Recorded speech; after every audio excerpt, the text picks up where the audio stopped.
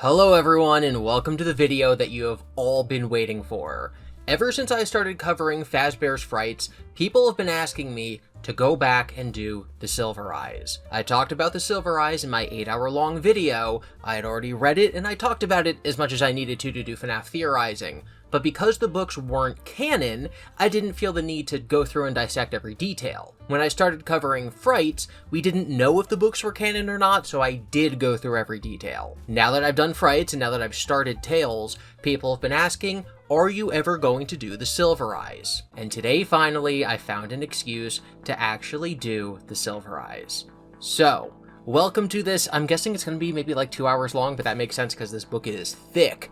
But welcome to, after all this time, finally, me covering Five Nights at Freddy's The Silver Eyes. April Fools. No, we're doing Sirens.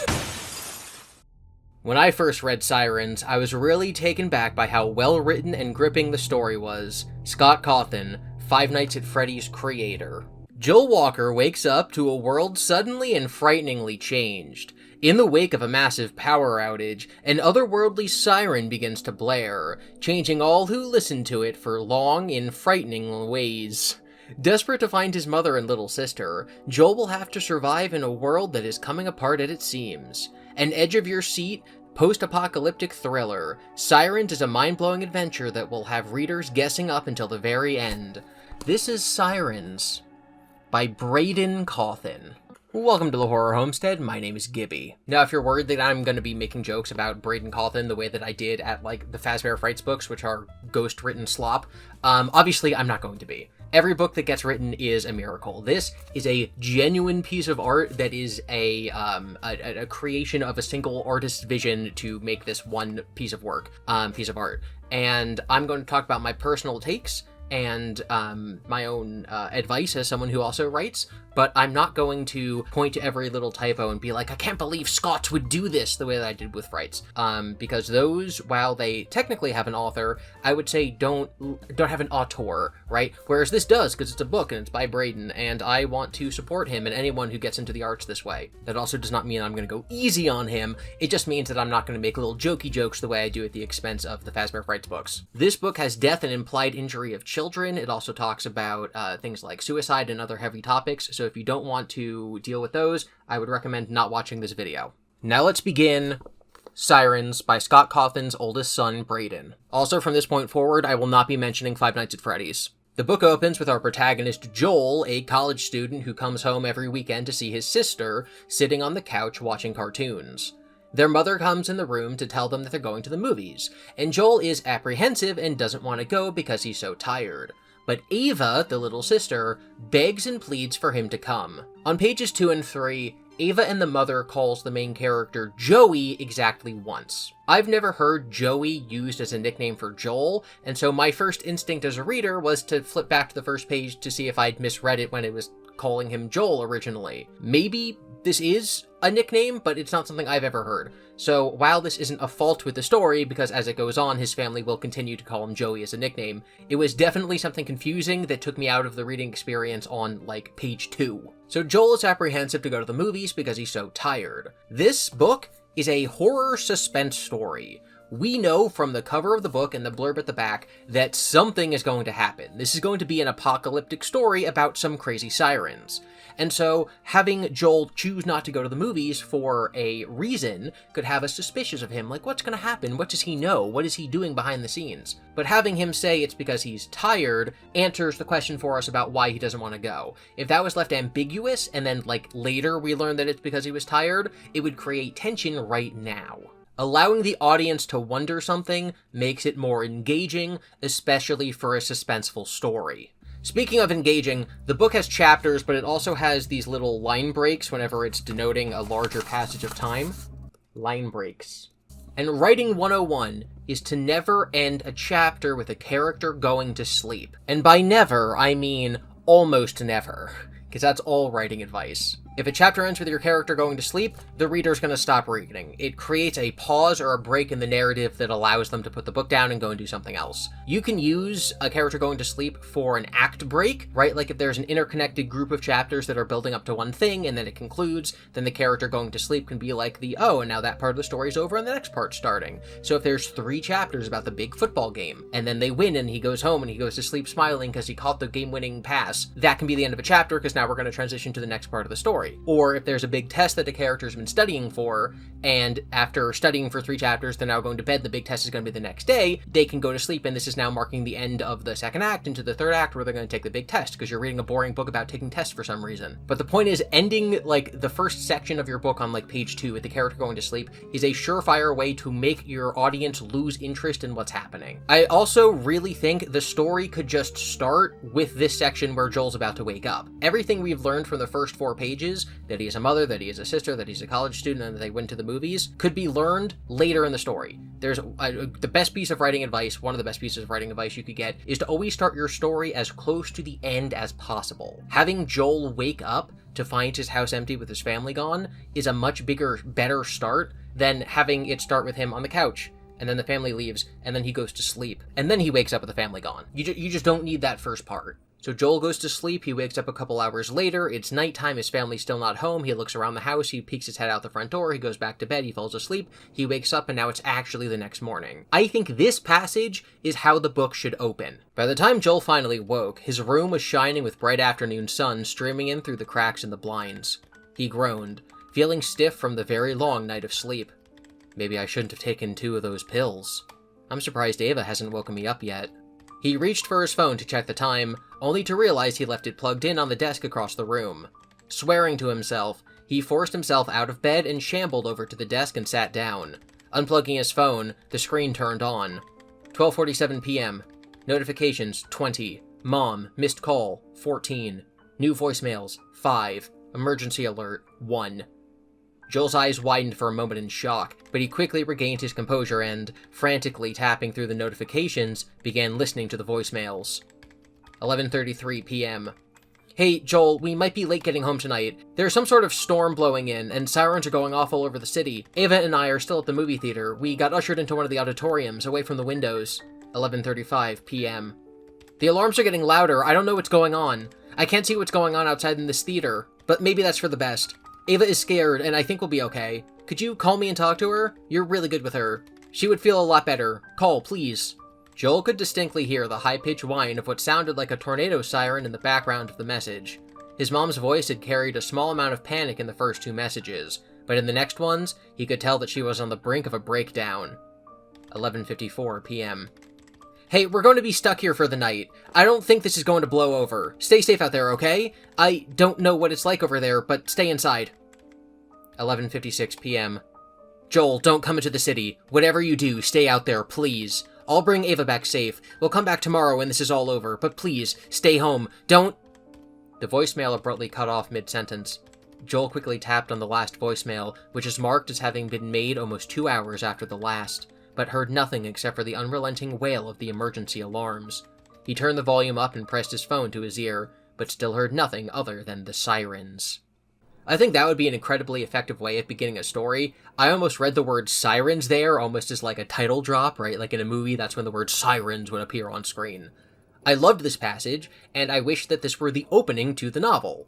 Conventional wisdom always says to start the story as late as you can into the tale, and I think that the book would benefit from cutting those first couple pages. I currently, reading that part of the book, am shocked. I'm worried for the family. I don't know what Joel's going to do. It seems like the world's ending outside. Because it is. Joel turns on the TV to check the news, but there is no news. It's just, like, not on. He decides to drive to the movie theater to find his mom and his sister. They live out in the country. There's, like, endless fields outside their house, so he gets in his car, he goes down the unpaved country road toward the suburbs and then toward the city. He drives toward the city, and he notes how odd it is that there's no one else out driving. There's no other cars at all. But as he gets closer, he sees something worse. There's lots of cars. Empty cars. Stalled or crashed on the side of the road. All of them empty. What's worse is that there's houses on the side of the street, but there's no motion in the houses. And, even worse, some of them have doors and windows open, but no one's there. It's like a Rapture movie or the Thanos snap. People seemingly just disappeared. Maybe it was the weird weather, the mom said, the storm that was rolling in. Maybe it was the siren sound itself. Ooh, we don't know. But I, as the reader, want him to move forward closer to the city so we learn the answer to this mystery. I'm scared for him, I'm worried about his family, I want to know the answer. So this is good tension, even though it's some familiar tropes about, everyone in the world disappearing that we've seen in other movies before. So he gets out of his car because the entire road is blocked by stalled cars, and this woman comes running up to him and drags him into a nearby house. She's acting completely erratic, and she says it's dangerous to be outside. They go inside, she shuts the door, she shuts the curtains, and Joel wonders, is this even her house? Because it doesn't seem like it is. The woman, Emily, then gives us the lore dump about what happened last night. I really don't like this part, and I'll explain why when we go through the actual prose. We get a play-by-play of her experiences through her dialogue about what she experienced. And it reads like she's going, and then this happened, and then this, and then this, and then this. And I found myself skimming through the passage, and then I had to sort of go back and, because I'm rereading the book word for word because I'm making this video, I had to go back and read it because I got, bored and lost and confused about halfway through. If this event was being told in the present, if we were actively seeing it through our protagonist's eyes, you could use interesting language to make the reader feel like they're actually there. But I think that a normal person speaking is not going to use interesting language. So, okay, they need to talk like a normal person, but they're telling a pretty and then boring story. So it's kind of boring to read. So I would simply not have the character say, and then I would either have narration or prose come in to explain, to summarize sort of what she was saying and use a couple of her quotes, or we're inside of Joel's head. I'll give the example in a minute, to sort of explain her story as opposed to just having a giant paragraph of text with her talking, because it seems, again, incredibly boring and not actually imparting a lot of information on the reader. So I'm going to read the paragraph the way it's written, and then we'll talk about it. A siren started to go off in our neighborhood. I can't describe it. It sounded like it was coming from directly above us. It wasn't normal. It just kept going and going. It never stopped. I got away from my window and tried to get as far away from the sound as possible, plugging my ears with headphones and covering them. I don't even know how long I was there, but at some point, all the sound suddenly stopped. Every alarm turned off. I got up and made my way back to the window and took one look outside. I could see the sky just starting to get bright on the horizon as the sun was fixing to come up. But then I saw someone who was still in the street, writhing on the ground and looking up into the sky. Then the sun came up, and they stopped moving.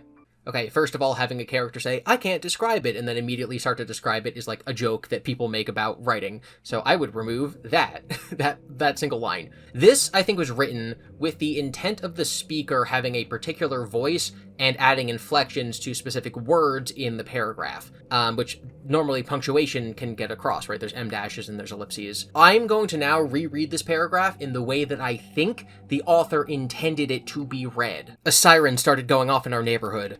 I can't describe it. It sounded like it was coming from directly above us. It wasn't normal. It just kept going and going. It never stopped. I got away from my window and tried to get as far away from the sound as possible, plugging my ears with headphones and covering them. I don't even know how long I was there, but at some point, all the sound suddenly stopped. Every alarm turned off.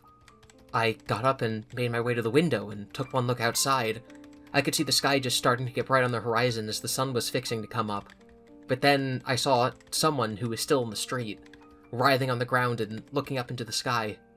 Then the sun came up and they stopped moving. The problem is that the voice required to get that emotion out of the text isn't actually present in the book. The drama of the story is being told by this character, Emily, and in a movie, you could have them talk with that kind of emotional intensity and you'd be seeing the look on their face, and so you could get that out of it. But just reading the words on the page, it comes off as ba-ba-da-ba-ba-da-ba-ba-da-ba. I got away from my window, tried to get as far away from the sound as possible, plugging my ears with headphones and covering them. Right? That's how you're going to read it, as opposed to, again, what I think the author intends, which is, I got away from my window to get away from the sound as possible. So, because you can't really do that in text, you need some sort of other way to get across this, this feeling that I believe the author is intending us to get this from the dialogue, but it's not actually coming across because it's being written as movie dialogue, as opposed to being written as prose. I say this pretty often, but books are not supposed to be movies that are just written down. So, to get across the literal information in this scene, and also the tone,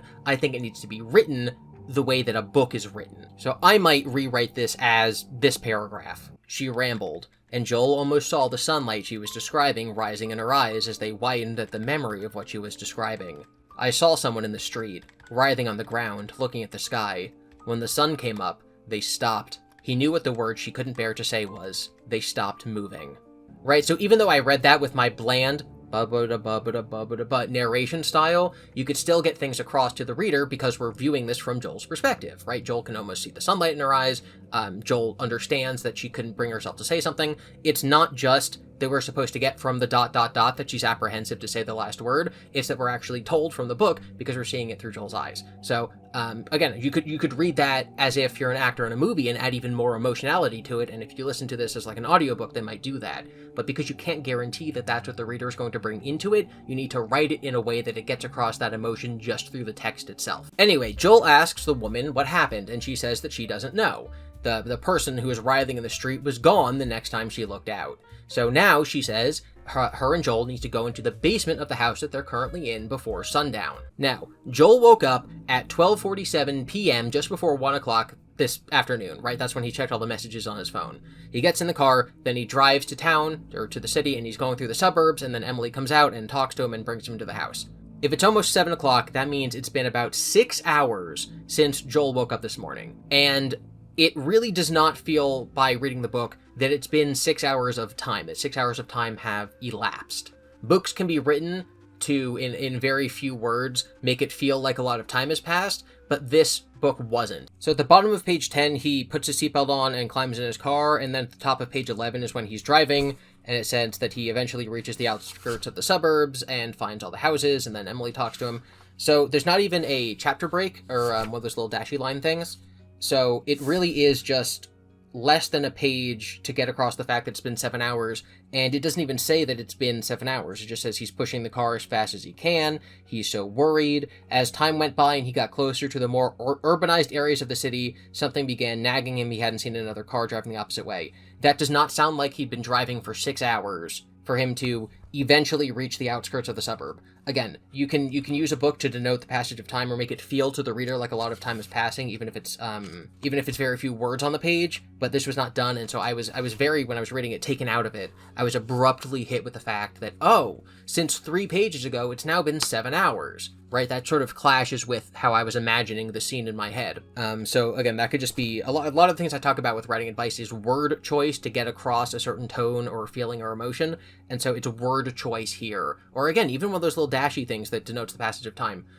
That could greatly make this not as I'm so good with words. That could greatly make this not as disorienting. So this is now where my sort of bias as a reader comes in, because I want Joel to continue on to the city. I want him to go save his family, and I want to see what the mystery is. And so having this woman come out of nowhere, the way I just enunciated woman there was not what I intended, having this character come out of nowhere and say, actually, we're going to pause the action, we're going to drag you into the basement right now, kind of makes me not like her, because now she's the person impeding Joel from continuing.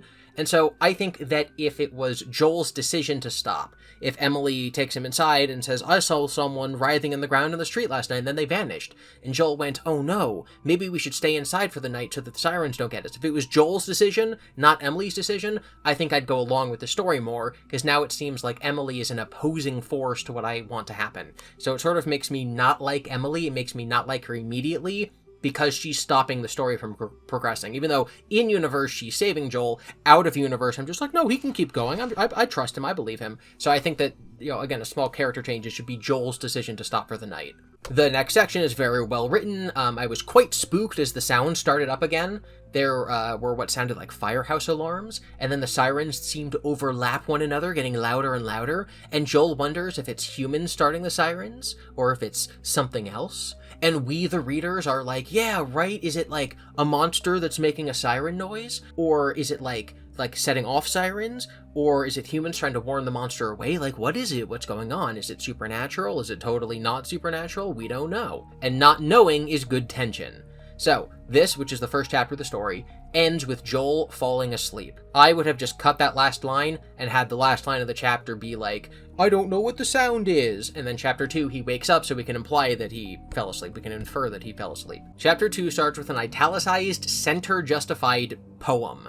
We don't know, reading this for the first time, if this is a dream that Joel is having, if these are his memories echoing to him, if this is a journal entry, the way that, like, Dune has little journal entries at the start of each chapter. We don't know what this is. This will happen for every chapter for the rest of the story, so I'm going to read it to you this time, and then we'll talk about it. I stepped back. Each heartbeat rang in my ears like a drum. 1, I dropped what I held. 2, I looked at the blood on my hands. 3, my vision blurred from tears. 4, 5, 6, nothing. Now, sometimes in a book, these quotes like this will relate to what's happening in the narrative to the main character. These occasionally line up with things that are happening, or they introduce concepts that are relevant to what's going on, but as we'll find out at the end of the story, all of these add up into one sort of side thing that's going on, and so while they occasionally can give us insight into sort of thematically what's happening with the main characters, they actually don't apply to what's happening. You'll see. You'll totally understand when we get there. But I will say that as I was reading the book for the first time, I started reading them and then being like, I don't know what this means yet, probably isn't important, and so I skipped through them. And so I do think that, what's it that brought me out of the story? But I would say that because about halfway through the book I realized that I wouldn't be able to understand them until it was revealed to me what they were, I became annoyed by them instead of engaged with what they might be hinting at. So Joel wakes up the next morning in the basement and Emily is gone. He goes upstairs and he peeks through the front window blinds and sees that nothing has changed outside. He goes to the living room of the house and he finds a family portrait of the homeowners. Emily is not one of the members of the family. He goes upstairs and he finds Emily using binoculars to peer through a window toward the downtown area of the city. Joel figures by where the sun is in the sky that it's past noon. Again, the book does not state it, but this implies that he had a very long night of being kept awake by the sirens, and then he finally fell asleep when the sirens stopped around daybreak, and then he slept for a couple more hours, and so now it's noon. Emily tells Joel that she saw people in the city, but did not see any cars. They search the house for earplugs before they leave. Joel finds a half-constructed crib in one room, so not only did this lovely family of 3 disappear, but the wife was pregnant. Isn't that sad and dark? He also finds a pistol in a box along with some ammo, so now Joel has a gun. They start walking, they're heading toward the city. They say that they have 7 hours of daylight and that the city is 30 miles away. We get a jump forward in time, and Joel is complaining about his feet hurting. We learn that they've been walking for 6 hours, and they decide to stop at a gas station to look for supplies. Then it mentions that they're getting off the highway. So for this scene, I wasn't imagining them on a highway because the last time we saw them, they were walking through a suburban neighborhood. So I think that the scene, as we do this little time skip, should have opened with describing their surroundings. What it opens with in the book is a quote from Joel saying, "My feet hurt," and then them deciding to go to the gas station, and then it says they're at the highway. It should have started with a description of where they are, and maybe how Joel felt beside just the fact that his feet were hurting. The writing seems to prioritize the objectives of the characters to explain the purpose of the scene. So we're told his feet hurt, they're gonna go get supplies. And then that's used to justify the scene that's about to happen. Whereas I think the scene should start with, here's where we are, here's who we are, here's what's going on, and then the characters tell us sort of what they're here to do. Again, this is not something that can be applied 100% to a story, but again, I was sort of pulled out of what I thought was happening because I was not imagining them on a highway until an entire page after the chapter started where it said that they got off the highway. Joel saying, "My feet hurt," does not make me feel like my feet hurt, and Emily saying that they've been walking for 6 hours does not make me feel like 6 hours have passed since the previous paragraph. Prose can be written in such a way to accomplish those things. I'm not saying that having a character saying "my feet hurt" is bad writing, but typically writing or dialogue especially, is good if it's doing 2 things at once. So, in this case, we could have Joel saying his feet hurt, and it could characterize Joel as someone who complains a lot. Or it could establish Joel and Emily's relationship, where he complains, and then she responds by chastising him for complaining. Or she could commiserate and say something like, "Mind you too, let's take a break," so it could tell us something about their relationship or about Joel as a person. But in this case, the only thing the line of dialogue, "My feet hurt," is doing is telling us that Joel's feet hurt, which is not something that's going to come up again in the story. So I think what it's really doing is just trying to help us learn the passage of time, because if you're walking for 6 hours, your feet are going to hurt. And I don't think that that is a good utilization of this kind of dialogue. I would much rather have a paragraph where Joel talks to himself in his own head, thinking about how much his feet hurt, and maybe he feels guilty for worrying about his own feet because his family's in danger. And then later in the story, if Joel happens to get into an argument with his own thoughts, maybe right now would be a good time to establish how he normally thinks about himself. If in his own head he's incredibly confident and rational, and he says, well, actually, no, I do need to stop because your feet not getting blisters is important. And then later in the story, if he's arguing with himself and he's not rational and he's emotional, and we see that these two things are different compared to one another, that might juxtapose the way that he is now before the adventure he's about to go on, and the way he is later. Cough, cough. Okay, so they leave the highway and they go to the gas station. And I'm going to use the description of the gas station in the book as a way to continue talking about how it's written like a movie instead of being written like a book. So, they are walking to the gas station and we get this paragraph. One hose was hanging drearily from the pump, with a puddle of gasoline beneath it. The lights were off in the building and the doors were closed. The entire front face of the store was made of glass, with ads plastered intermittently across them. So this is just a list of things that would show up in a photo if you took a photo or a video, like in a movie, of the gas station. We would see a shot of a hose leaking gas on the ground. We would see a shot of the exterior of the gas station with the windows covered in ads and the lights off. Maybe a dolly shot, following the main characters as they walk in front of the glass with the ads on it. That's not how a book is written. We should feel like we're at the gas station, not just be given a visual description of what's there, right? But beyond, I also don't think that you should just get objective sense data about what's happening, but beyond just visuals, there is more sense data we could learn. If there's a big puddle of gasoline on the pavement, it would smell like hot gasoline on a hot pavement. Gasoline has a very distinctive and strong smell, and if it's been sitting there in the sun all day, it would smell, and yet we never have Joel say, it smells a lot like gasoline here. Them exiting the highway and now sort of going off into this more, business area, I'm assuming that the parking lot will probably have things like shrubs or maybe a tree or just like some sort of, other things in the parking lot that I'm imagining when I imagine a gas station off a highway in my head. So maybe this would be a good time for Joel to look around and note that there's no squirrels or chipmunks or birds. Like, hey, shouldn't there be movement rustling in the trees? As we're going to learn later, there's no animals at all left. So maybe this would be a good time for Joel to go, I wonder if there's still squirrels. I wonder what happened to the birds. One of the other things you'll learn with writing is that the more specific you are, the more easily a reader is able to sort of, attach themselves to a story. So you might think that saying, they went to the gas station, the window was plastered with ads, allows the reader to imprint their own memories of a gas station they went to with their own version of ads that they saw, but it's actually the exact opposite. You want to say specific things like, they walked to a gas station with a big blue sign called Gas and Save. They walked by plastered ads on the windows for coffee beans and energy drinks. If you don't want to say things like Coca-Cola, Monster Energy, or Shell Gas, you can sort of, avoid saying the brand name, but you still want to be specific with what these characters are seeing. O'Malley's Gas and Save was covered in ads for new ungodly flavors of cola and sun-faded pictures of coffee beans. And then Joel can think to himself, well, this place sure doesn't smell like coffee beans, it smells like gasoline, waka waka.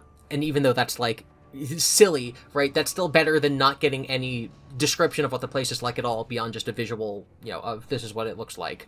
We want to feel like we're there, not just see a frame in a movie. Anyway, they go inside, and they're accosted by a teenager named Jeremy who's holding a box cutter. He was an employee at the gas station who was working the first night of the Sirens, and he's been staying there ever since. Joel and Emily tell him that they just want to stay the night, and so he puts the knife away and says, okay, but they have to leave tomorrow because he's been rationing the food for himself. Joel and Emily discuss if they should stay or leave because Jeremy is giving them weird vibes and his eye is twitchy. They decide to stay the night, and so they settle in, barricading the door with a shelf. Jeremy says he saw 3 people walking down the road earlier that day holding bags. Joel and Emily assume these are the same 3 people that she saw with the binoculars earlier. As a reader, I think this is good information. I'm now waiting for the shoe to drop that they're gonna run into, like, the military once they reach the city, right? I'm also waiting for the shoe to drop that Jeremy is going to use that box cutter on our heroes. So I'm tense about the thing that's currently happening, I'm tense about something I think is probably going to happen in a couple chapters, and as nightfall approaches, I'm tense about what's going to happen with the Sirens tonight. So the 3 settle down to sleep, they put in their earplugs, they wait for it to get darker, and the Sirens start. After a while, Emily notices that Jeremy is acting weird. He's on his feet and he's looking out the window. they're actually in the back room, so not like the normal room of the convenience store. They're in sort of like where boxes and stuff might be stored. And there is a door and there is a window, but they put cardboard boxes up to sort of block the view out the window so that it cushions the sounds coming in. But Jeremy, this kid, is standing up, and they're all supposed to be trying to go to sleep, and he's sort of looking through the window. And so she alerts Joel, and they stand up, and they realize that Jeremy isn't wearing any earplugs. He's also scratching at his arm so much that he's bleeding. He starts to try to get out the door, and Joel and Emily restrain him. He fights back, and in this tussle, rips the earplugs out of Joel's ears. Joel can now hear him screaming over the sirens. He screams, "They whisper to me, speaking directly into my soul." He then has a Gollum Smeagol moment where he talks about the words like they're good, the ones that are speaking to him in his head, and then talks about them like they're bad. He then decides that he has to escape. He was choking Joel, trying to keep him down, and then he hops up and he tries to leave. He tries to open the door and get out of the convenience store, and Emily takes out the gun and shoots him in the shoulder. Jeremy staggers outside and starts crawling on the ground as Emily helps Joel cover his ears by getting the earplugs and putting them back in. They watch as Jeremy crawls across the parking lot, rolls over, and faces the sky, and a smile comes across his face. Joel gets his earplugs back, but he can still hear the sirens really loudly, and then the chapter ends with him falling asleep. Again, I think the chapter should probably have ended with the haunting description of the smile that comes across Jeremy's face, and then the next chapter can begin with it being morning. We don't need now the paragraph of them being like, well, that was weird, I'm gonna try to sleep now. One thing I'll say so far is that I don't really have feelings about these characters. I find it really easy, normally when I'm reading a story or watching a movie, to relate to a protagonist, and I do relate to Joel. Whether it's a film or a book, the world is viewed from their perspective, so we, as the audience, are expected and required to put our feet into the shoes of the protagonist. And Joel is an everyman. He is someone who cares about his family, he's someone who's just tired and doesn't want to be doing this, he's someone who doesn't understand what's going on, and I, the reader, can also be like, oh, I'm going to put my family in the place of his family, I'm going to put me being tired with him being tired, and I, the reader, also don't know what's going on, so I can attach myself to him as the protagonist very easily. But Emily, I think, needs something else about her character to have her be interesting to me, the reader. This is a horror suspense novel, so giving Emily a dark mystery secret truth will keep us, the reader, in suspense. We are in suspense because we're waiting for the shoe to drop about what the sirens are, but we should also be worried about what might happen to Joel if he continues to trust Emily. She seems like, right now in the real book, like a really cool character. You know, she's firing a gun, she knows the rules about what's going on, she's prepared for the apocalypse, she's taking it on herself to get binoculars and to see what's going to come up ahead. She's sort of leading Joel through the apocalypse. She's a cool, calm, and collected hero character. But having a cool, calm, and collected hero character makes the world less scary. He should be traveling with someone who's unsettling. Maybe when he meets her and he asks her why she's in this house that's clearly not hers, maybe she just smiles. Maybe he goes sort like in a half-joking way, like, haha, you didn't kill them, right? And she just laughs and she doesn't answer. Now, we'll find out later in the story that she didn't kill them and that it literally was just a random house that she found. But we, the reader, can still be wondering, until we get to know Emily better, what her actual motivation is. It doesn't matter that she ends up being a cool, calm, and collected character. We should still be worried that maybe she's not until we get further into the story and become comfortable enough with her character to know sort of what she's actually all about. Because we don't have that suspense, the only suspense we have is what might happen the next time a plot point happens. As they continue to walk into the city, I'm worried about what they'll find. If I was suspicious of Emily, I would be worried the entire walk into the city about what she might do to Joel. And so I think the beginning of the story should have Emily come off as a little more untrustworthy or unpredictable, especially since as the story goes, we're going to find out that she's a little weird. She's got a little paranoid. And so if she was more like that now, I think it would be sort of more interesting because I'm like, oh, I gotta keep reading. I'm worried about what Joel's going through. The suspense that we did feel for Jeremy being a guy with a twitchy eye and a box cutter should be what we feel for Emily as the story continues. Maybe Joel can disagree with her decision to fire 2 bullets at a teenage boy who was no longer threatening but just wanted to go outside. Or maybe he should look at her and go, finish him off. We don't know what Emily's thought process is, and we also don't really know what Joel feels about it. When they wake up in the morning, Emily says that for her own sake, she needs to see the body of the boy that she just killed, and they look outside and the body's gone. The blood that he was actually bleeding on the pavement as he was crawling is gone too, which is a really weird, interesting, and creepy detail. But knowing that Emily is like, oh man, it sure is weird that I killed that kid, isn't really telling us a lot about her character, because I think most people you meet would be like, oh man, it sure is weird that I killed that kid. So the next section starts and they're walking into the city.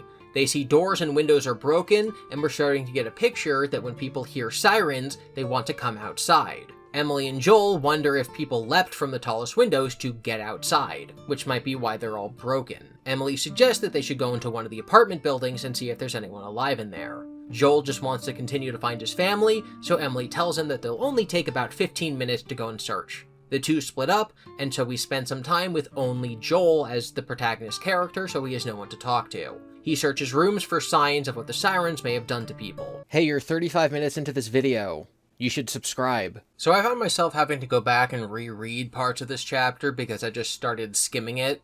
I, as the reader, am invested in Joel finding his family. So this detour is, to me, as much of a detour as it is to Joel, who really doesn't want to be here. So I don't want to be here either. I want to be back on the road. And there's just a long paragraph after paragraph of descriptions about what Joel is finding in these rooms, which is basically nothing. And he's alone, so he has no one to talk to. And I think that they really should not have had Joel and Emily split up in this point, so they could still be talking and thus splitting up the boring descriptions. And like I said earlier, you can make it seem like more time passes by writing things differently, and instead of having them take 15 minutes to search 4 rooms and then eventually find what they're going to find, they could make it seem like this section lasts longer. We're actually having fewer words by having dialogue breaking up the segments. So it would take less room on the page, so the reader gets through it faster, but it feels like it takes longer if they're there talking to each other. With a horror story, typically your imagination is worse than whatever's actually shown to you, so maybe the thing that they can be talking about as they search these rooms could be something that's planting an idea in our head about a horrifying thing that they might find. They could describe a big monster, or talk about the Book of Revelation, or spontaneous combustion. And as they speculate something, they throw open a door to the next apartment, and so we, the reader, could be worried that we're going to find a body inside that is sort of matching the description about whatever they're talking about. They're going to open the door, and there's a corpse inside that was bitten in half by a large alligator-type monster, maybe because they're talking about an alligator-type monster. So even though they don't end up finding anything, we're still in suspense the entire time they're searching. Instead, we just get Joel walking in and being like, there was a table, there was a thing on the table, he closed the door, he went to the next room, there was a table, there was a thing on the table. And then eventually they find an apartment that has a person inside of it. There's a guy, he's sitting at the window, he's holding a knife, but he's not holding it up threateningly, it's just by his side, and he's staring out the window, and he's sort of bashing his head against it repeatedly, and it's cracked, but it's not broken. And they say, hey, you should come with us. And he looks at them and he says, no, my children are coming back. And they go, okay. And then they leave. They walk through the city, they get to the middle of the city. Joel said he's going to go to the movie theater. Emily says that she's going to come with him. She wants to find survivors because she thinks that there's safety in numbers. And Joel says that she's more than welcome to stay with him and his family and survive the apocalypse together, and they smile at each other.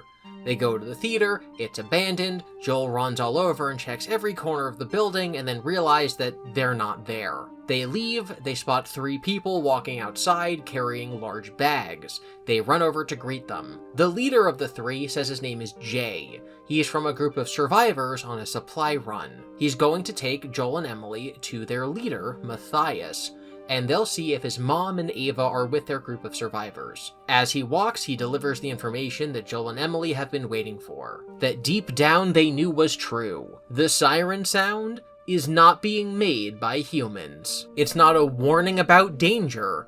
It is the danger. They arrive at this abandoned office building where the survivors are located, that's being, not retrofitted, but fitted to be a place where people can live. And they go and they meet Matias, the leader of this group of survivors, which has a couple hundred people there. It's not like 10 people. It's like hundreds that are now living in this office building that are going on supply runs to get stuff and bring back so they can all lead. And they go to the main office, and they go and they find Matias, and he's this guy. He's got silver hair, but he's only like 50 years old. He's not super old. And he's got like a mattress in the corner of his office because he's sleeping there. But everyone sort of has an office room that's being converted into a place where they can sleep. And Matias is so cool because he's also got his office where he's doing all this paperwork, and he's writing down a list of people who survived and are among their group. But then he's also just one of them. He has to go to the supply closet to get food. He's got to keep everything in check, and then he goes and then he sleeps in his bed that's in his office. Joel asks if his mom and sister are part of the group, and he checks his little log and he says yes. They're at the second location. There's a second location where they're putting the weak, the young, and the injured that's on the outskirts of the city. It's at a old attraction for a cave So basically, it's a cave which will theoretically dampen the sound of the siren. So all the people who can't work are over in the second location. All the people who can work are here at home base, and they're going on supply runs, looting the city, bringing stuff back, and then occasionally they make runs out into the second location to bring them food and supplies. Joel says, "I want to go," and Matias says, "No." Matias says that he doesn't want them leaving because he needs able-bodied adults to help them here at the first location, so he won't tell them where the second location is. Joel says, "But I want to go," and he says, "Listen, if you work for us, if you go and get supplies, the next time we do a run, maybe we'll let you come with us." And then he gives Joel and Emily rooms that they can go and sleep in, and says, "Welcome to the club." Now, one thing that I'll say about the process of writing a book is that it takes a lot of time. We are about 70 pages in, and it's been 2 in-universe days since the story started. The characters in the world seem to be operating like the story has been going on for a long time. Like, Joel and Emily have a rapport that makes them seem like old friends. While Emily has saved his life, they've really only been working together for about a day and a half. Stuff like this can happen when you're writing because it can take you months to write this far into a book, and so you've seen the characters being friends and being chummy for such a long time that it must feel to you like, oh yeah, these guys have built up a rapport, they're old friends. But to the reader, this is like an hour and a half of reading at most to get to this point in the story, and so we don't really feel like these characters have known each other for very long. And likewise, it's kind of weird that there's this big society, and they have 2 different buildings and like a home base, and they've already organized these survivors to go on supply runs, and they have a leadership structure, and it's only been 2 days, and the first day nobody knew what was happening. And Emily and Joel do question this, and Jay is just kind of like, "Oh yeah, no, it just happened. Yeah, that's just a thing that happened." Whereas I feel like they would trust Matias slightly less if they stopped and they reasoned and they worked out, like, isn't it kind of weird that he was, like, prepared for the apocalypse? Anyway, Joel and Emily go to their new rooms. Joel goes to the storage room on the 2nd floor to get bedding and some food, and he finds another door that's locked, which is suspicious. Joel passes out in bed, and he's awoken at night by the sirens. He had forgotten to put his earplugs in. But it's not the sirens that's playing outside his window, it's a voice. It's an official-sounding voice from the government of the United States, ordering everybody to evacuate the city. This shocks Joel, who runs over to Emily's room next door and finds her awake wearing earplugs. Over the noise of their earplugs, Joel tells Emily how weird it is that the government would want them to leave the building they're in, and Emily tells him, "All I hear are sirens." Bum bum bum, Joel is hearing something different than he was previously hearing, and different than Emily is hearing now. Probably because he heard the sirens without earplugs last night when Jeremy tackled him. So Joel is experiencing something spooky. Chapter 5. Emily takes Joel to a soundproof recording room that she found in the middle of the building, and they're able to have a full conversation there with their earplugs off. Emily says that she's going to come up with a plan to learn what Matias knows about the siren noises. They sleep in the soundproof room, and in the morning Joel wakes up and heads to the lobby where he runs into someone that he knew from high school, a girl named Kayla. Kayla tells Joel that she lives in the city and survived the first night, and then on the second day she found this group of survivors and they took her in. They told her that her family was safely in the cave, and so now she's waiting to go and see them the same way that Joel is. The two have time to kill before a group is going to leave and go on a supply run, and Kayla says that she knows a cool spot, but it's on a floor that they're not allowed to go to. They go there, and Kayla flirts with the guards a bit, so they're allowed out onto a balcony overlooking the city. They smell the fall air and the breeze, and it's cool, and they relax. And then when it's time to go back inside, Joel offers Kayla his hand to help her stand up, and oh my god, it's getting steamy in here. They go to the lobby, they find Jay. Jay tells them that their little group is going to go on a mission to a local facility that does experiments, because it's possible that one of their experiments might be the cause of the sirens. Okay, so as the reader, I'm now like, yes, let's go figure it out. Let's get to this building. I want to see what's happening with the experiments. We're going to learn something there. Kayla playfully nudges Joel's shoulder, saying, yeah, we get to go together, right, buddy? They start to walk. It's a 2-hour trip, and while they're walking, Kayla starts talking about her experiences with the sirens again, saying that on the first night, she saw birds all gather on the street, and then they disappeared, and no one has seen any animals since then. She wonders what the animals hear, since she hears a human voice. This confuses Joel, who thought he was the only one who was hearing voices instead of the sirens. He asks her if she also hears an emergency alert from the government, and she says yes. She heard an emergency alert on the second night. First night sirens, second night alert, third night, The voice of someone that she thought she knew was calling her to go outside. The group reaches the building that they're looking for, a large skyscraper, and they go inside, ending the chapter. So we as the reader are probably thinking that if you hear the sirens at full volume, like without your earplugs in, then it starts this cycle where it's sirens at first, and then it's the government telling you to leave. And then if you don't listen to the government, then now it's someone that you know telling you that staying inside is dangerous.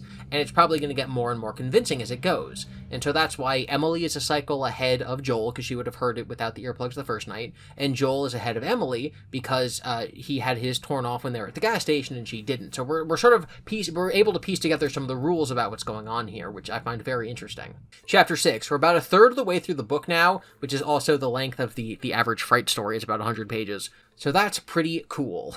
We now cut to Emily's perspective, and this is the first time this has happened in the story. We're shifting away from Joel, which is actually a good time for it, because as he's entering a part of the story that we really want answers to, shifting to Emily is going to slow down the pacing a bit. The tension that we were having for what Joel's going to find maintains itself through this entire Emily section, because we really want to know what's inside that building. So Emily takes advantage of the fact that the building is mostly empty because all the adults are on supply runs, and she goes and tries to open the locked door on the second floor. She attempts to pick the lock, but one of the men who found them on the street the previous day, his name is Chris, finds her and tells her to stop. He says that if anyone else found her doing that, she'd be kicked out of the shelter. She asks what he knows about the sirens, and he says not much, but he isn't really a big fan of Matias. He tells her what he knows.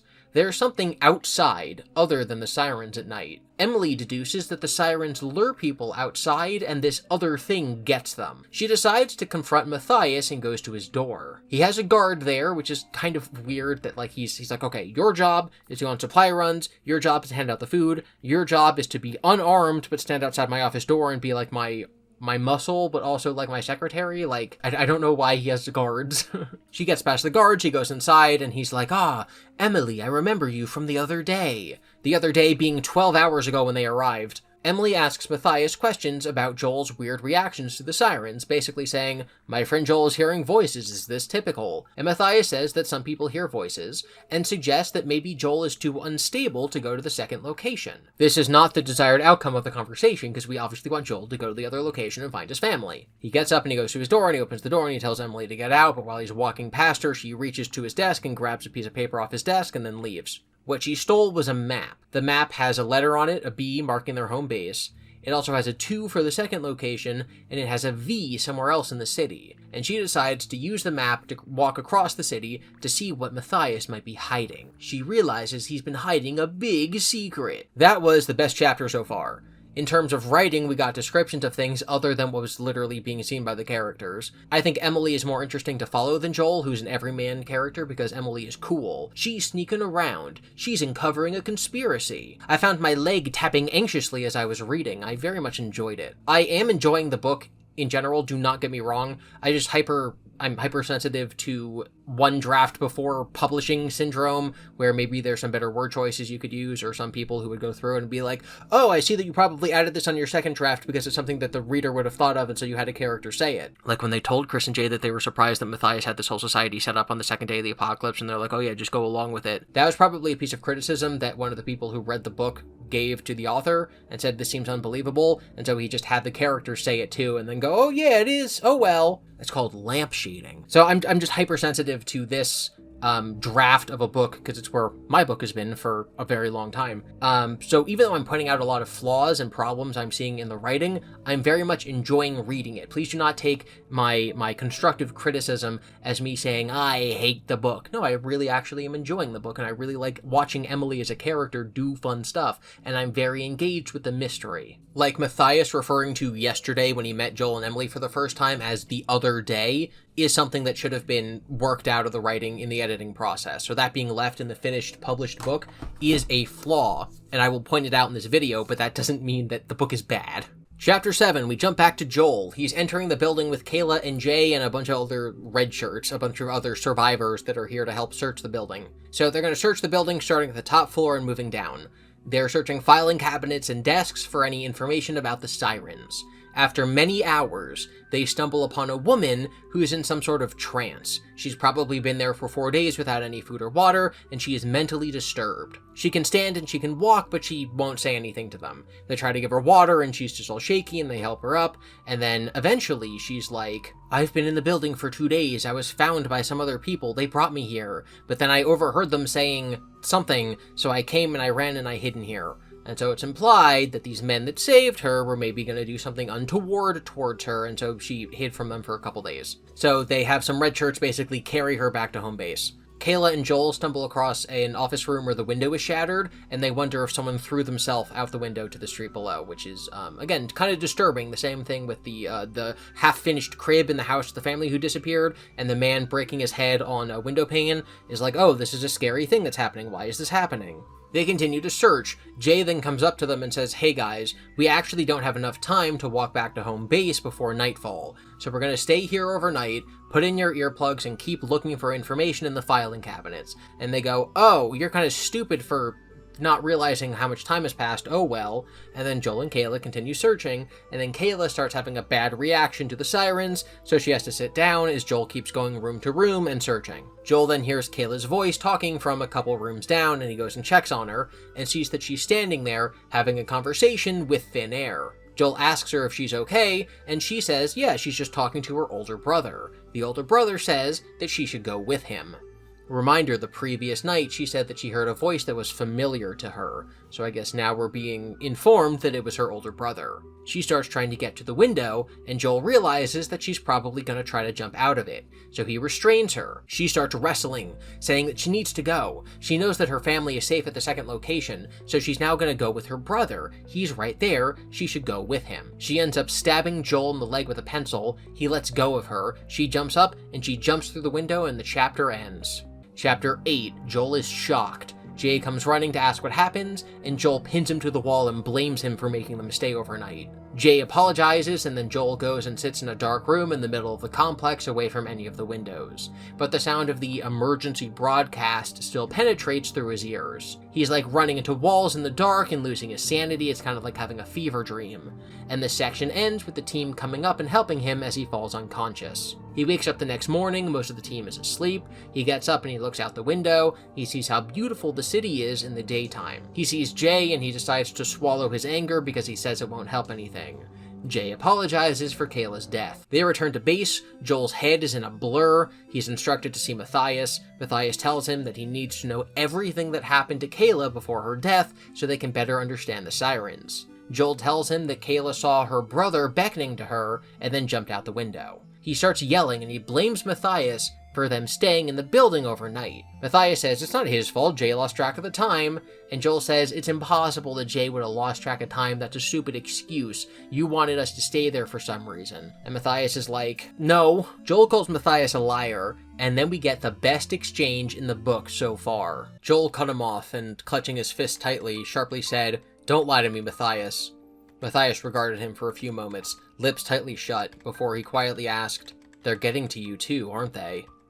Joel looked up at him, the trauma of last night rushing back into his mind. Joel opened his mouth to respond, but didn't know what to say. Matias nodded and continued, "I don't blame you for being frightened, especially if they are affecting how you behave during the day, too." So we as the reader know that Matias knows that the sirens are getting to Joel because Emily told him. But Joel doesn't know this. Joel now just knows that he's hearing things other people aren't hearing, and he's being affected by the fact that his friend just died. And he sees that Matias is correctly diagnosing him as being irrational. So this helps him to calm down and go, wait, actually, maybe I am being irrational. Matias can tell that I'm being crazy, and he has no reason to know that I'm being crazy, so he must be telling the truth. This is incredibly manipulative of Matias. Matias was given, other information from Emily. Joel doesn't know that. Matias is using it against him. Joel's thinking, oh man, maybe Matias really is just that insightful. It's a really phenomenally written passage about how manipulative Matias is. Matias tells Joel that going to that building and looking for evidence is the only thing that's going to stop more people from getting hurt, and Joel finally calms down. Matias tells him he can go on the supply run the next day to the, I almost said sister location, whoops, to the second location and see his family. As Joel leaves, Matias tells him that when he sees Emily, he should send her to go and see him. So Emily followed the map to go and see what the V on the map stood for, and finds a bunch of motorcycles. A bunch of motorcycles with keys and a sign that says, please return your keys. And she's like, oh man, Matias is hiding something. So Joel meets Emily in the lobby, and the two have a very private conversation. Joel tells her that the sirens are getting worse, they're calling out his name, and he can hear them in his sleep, like a fever dream. Emily tells him about the motorcycles, and he's unimpressed. Having motorcycles does not mean that there's a grand conspiracy. Emily then says she's gonna go confront Matias, and so she walks up to his office. Chapter 9, we cut to Emily's perspective. She goes to Matias' office and he immediately confronts her and says, I know you took the map. And she said, I found your motorcycles. And he says, you don't need to sneak around, you can just ask me things. The motorcycles aren't a big secret. It's very obvious that if we told the people who were staying here that we had motorcycles, they would steal them and try to run away from the city, which you and I both know would probably lead to their deaths. And so we keep them a secret. We use them to travel quickly from here to the second location, and we don't want people to know that we have them, so it's a big secret. And Emily goes, yeah? Well, how come every other thing with a battery, like all the cars, are stalled on the road? How do you have motorcycles? And Matias goes, Jay used to work at a garage, and he knows how to jump them, and so we went to his garage and we jumped them using his equipment. And that's it. I'm just telling the truth. There's nothing suspicious going on here at all. And then he asks Emily if she'd be willing to help chaperone Joel to the second location the following day. And she's like, well, I still don't trust him. But he did have an answer for literally every single question I had. She thinks that Matias genuinely cares about Joel's affliction, but still can't bring herself to trust him. Emily meets back up with Joel and says that they have to go and investigate the motorcycles. They should also loot some nearby stores to find sleeping pills for him so he can sleep through the night. As they walk through the city, Joel notices that Emily has a fancy old watch, and he decides to ask her about it. This is the kind of thing you would have expected him to notice on their 30-mile walk from the suburbs into the city the first day, which is sort of why I criticize those parts of the story, because moving this to that part earlier in the story would have helped build trust between the two of them, right? I feel like if we were suspicious of Emily because she was a little wackadoo in the beginning of the story, and then Joel goes, where did you get your watch? And she tells the story that it used to be her father's, but he got really sick and he died a couple years ago, then we'd be like, okay, now I kind of understand why she's a bit of a wackadoo. Instead, we're learning about it now more than halfway through the story, after the point where it would have been reasonable for Joel to ask her about it, and it's just to set up this next part, because they're about to go to a pharmacy, and she's going to have to pick a lock. He's going to go, why do you know how to pick locks?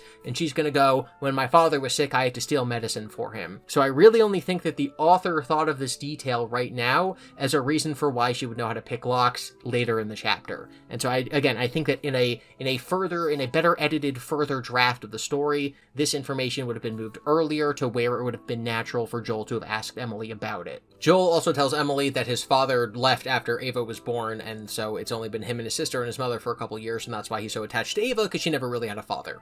So they find a pharmacy, they find a grocery store that has like a pharmacy inside of it, and they go in, and Emily goes behind the counter. She's gonna pick the lock to get the drugs, like the good, or the good behind the, over the counter, behind, under the counter, above the counter. The kind of sleeping pills you need a prescription for, the good kind. She's gonna pick the lock and get it for him. Joel is walking around, and it smells like rotten meat, probably because there's no power until all the meat that was left in the grocery store is rotten.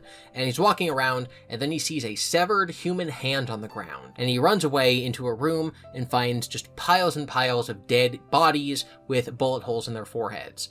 And he turns around and he runs and he finds Emily to tell her that there's a bunch of bodies here with bullet holes in their foreheads, and then a man walks in, and he's wearing a pharmacy white coat over himself, and he has a gun in his hand. He asks them what they're doing there, and they say they're getting sleeping medicine, and he goes, okay, and he disappears in the back for a couple minutes. And yes, the book says minutes, which I think is wild, because if I were Joel or Emily, I would simply have left. But he comes back with the medicine in a little baggie, and he says, here you go, make sure to wean on and off the pills. And they say, okay, and then they leave. This is making me think that maybe this pharmacist man is working with the survivors. Maybe there is no second location, and they're just bringing people who are too weak to work here to shoot them in the head. Emily and Joel reason that the other people who he killed were probably trying to steal food from the grocery store, but because they were only there for sleeping pills, the pharmacy man was cool with them leaving with them, so that's why he didn't shoot them. As they're walking away, they're like, that was weird. And then they go to where the motorcycles are, but the motorcycles are all gone. Chapter 10. Emily is mad at Matias' lies, and Joel goes, what if he wasn't lying? He just moved them because now that you know that they're here, he doesn't want you to, steal them? So he just moved them, and it's still not anything suspicious. And Emily's like, no, I'm mad about his lies. Chris told me that he doesn't sleep in his office. Why does he have a bed in his office if he doesn't sleep there? I'm going to follow him at night and see where he goes. On their way back, a motorcycle drives by with Jay on it, and Joel mentions how Jay messed up, but he doesn't tell Emily that Kayla died or even that Kayla exists. He just tells her that, oh, Jay messed up. At this point in the book, I'm really enjoying the tension that comes with the approach of nighttime. Like, I know as I read a chapter that something exciting is going to happen at the end, because something exciting is going to happen at night. And something exciting will likely happen whenever one of the two characters has a plan that they're doing. Emily wants to follow Matias, so that's going to be something interesting. And Joel's going to have a reaction to the sirens that's different than the one that he had the previous night, so that's going to be interesting. And so as I'm reading the story, I'm always my attention is being held by the tension of the story. I'm very much enjoying reading it at this point. And it's only going to get better as it goes. Spoiler alert, I actually really like how the story ends, don't worry. The beginning of the book didn't really have that kind of tension, and you can say that most stories are paced slower in the beginning and then things ramp up as they go, but that's actually not true. Agents and editors and publishers will tell you that a book needs to be incredibly engaging from the beginning. Chapter 1, maybe even page 1, has to have something enticing that sets the reader up to understand where the story is going and why they should care. And I don't just mean he wants to find his family, so we should care about it. I mean, the book has to have that X factor, that something is happening and I must know what happens next, which is why I think the sirens should start on page 1. And maybe there's details about Joel's life that are hinted at but we don't learn that sound like they could be exciting, and maybe Emily is a bit of a wackadoo in the beginning so we don't know if we can trust her, and maybe these things will unfold over time. And the characters can still end up where they are now. Now that the story's really going, maybe we learned that those things are nothing. Maybe we just learned that Joel's dad left and that's why he acts the way he does, and maybe we learn that Emily is a little paranoid, but she's basically just a cool, calm, and collected person. So at this point in the story, everything could be the same going forward, but because the reader doesn't know what the characters are like, it would have been good to have us in suspense the entire time. The beginning of the story is definitely the weakest part, but we're now comfortably in the second act, and it only gets better from here. After I finished the book, I did go and I read a bunch of reviews on, like, Goodreads and Amazon, and a recurring thing that people said is that they didn't even get this far in the story because the beginning was boring. And it's unfortunate that people will find a book that's not even that long. It's only 300 pages, and it's a YA novel. It's not exactly that complicated. It's not like the text is tiny. The text is pretty large.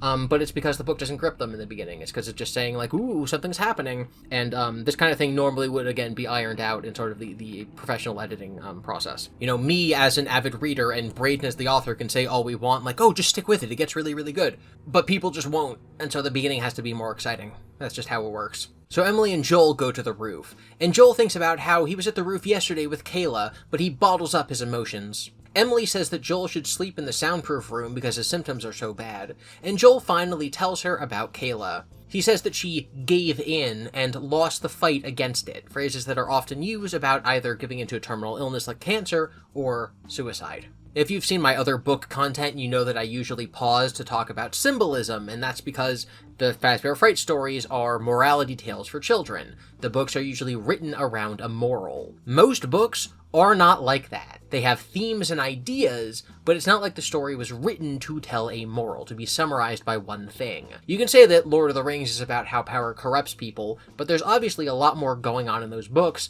than just that one sentence. Because Sirens is not a morality tale for children, there's a lot less of that type of easy, read a quote, explain the moral analysis that I usually do for Frights.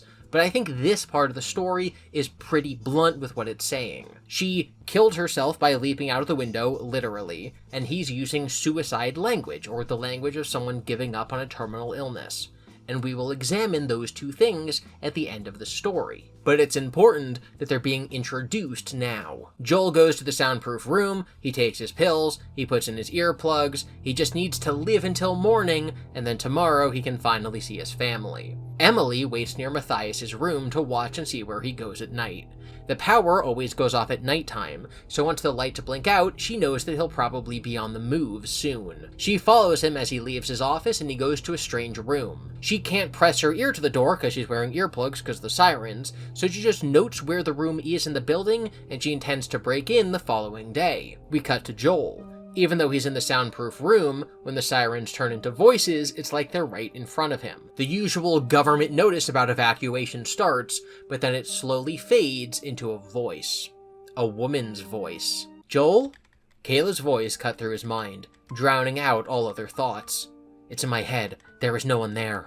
Joel's heart began racing, a burst of adrenaline shooting through him as he struggled to ignore the voice. "Please, it's just me. Say something, anything." Joel bit down hard on his lip, not saying a word.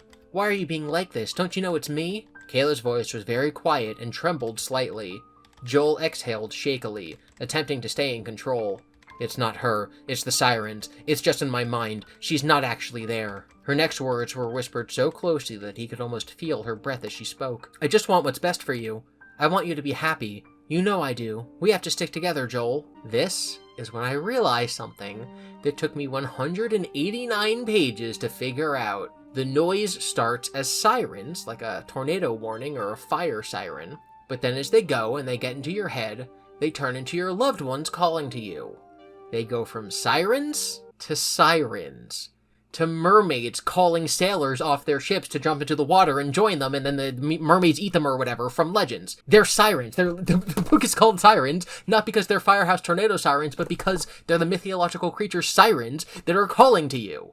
It took me 2/3 of the book to figure it out, and when I got to this part, I was like, oh my god, it's literally there on the front cover, and I missed it. This is so good. It's an incredible, it's not even a pun, it's such an incredible double meaning. Like, if Braden Cawthon went into this concept, and the only thing he had was sirens, but then it turned out that they're sirens, that's a reason to write a book. That is really cool. I'm sure there will be a dramatic reveal at the end of the book that that's exactly what it is. There's going to be a big lore dump where Matias is like, they're sirens. I found them with the mermaids on my trip across the ocean when I fought in World War II. I'm an immortal vampire being. That's what a bad book would do. This one doesn't actually do it because it's a peak book. But the fact is, I figured this out really early, so I'm impressed with myself, but I'm also impressed with the book for keeping me from figuring it out earlier. But I'm also impressed, double impressed, that lore dump that I just said, we're gonna get that, it's a creepypasta, they have to tell you at the end what's actually going on. That doesn't happen. Trust me, the stuff we get at the end of the story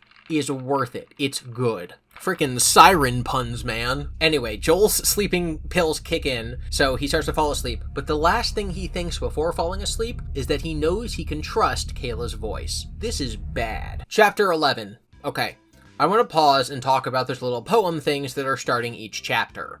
Like I said, in books like this, those might indicate something that's relevant to the mental state of the character or to what's actually going on with their predicament. I did not find them to be relevant on my first read-through, but this is the first chapter when I took note of what they were saying. Chapter 11 opens by saying, "I stepped forward, feeling tears well up in my eyes. I could see something else in the window, my reflection approaching nearer. Something else, someone else. I slowly whispered her name. Serena?" There's been no Serena this entire story. So these lines are not Joel's dreams or something like that.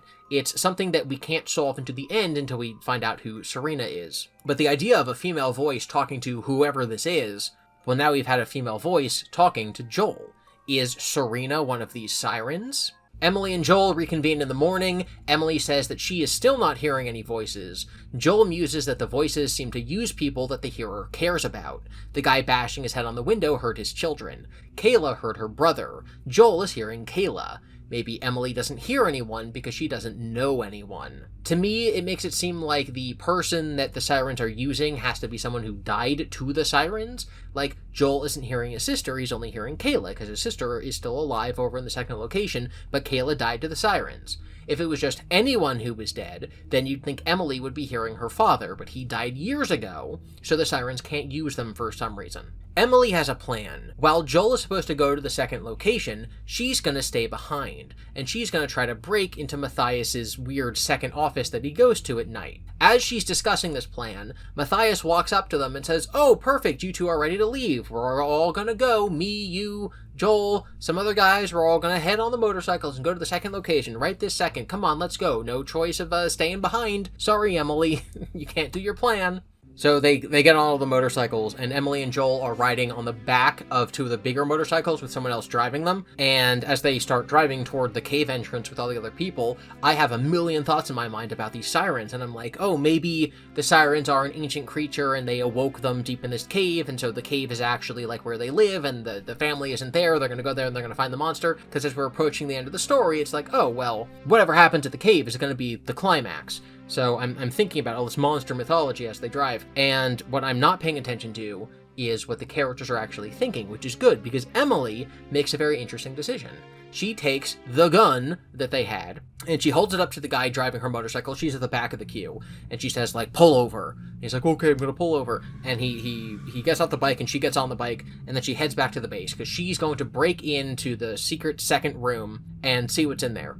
And meanwhile, Joel and the others don't even notice that she's gone, and she dropped off the one motorcycle guy, like, really far away from base, so he has to walk all the way back. Cut to Joel. Joel is in the middle of the bike group, and he turns around, and he notices that Emily is gone. And he starts debating back and forth. Part of him is saying, Emily's paranoid, Matias isn't doing anything weird. And then he's like, actually, Matias is kind of fishy.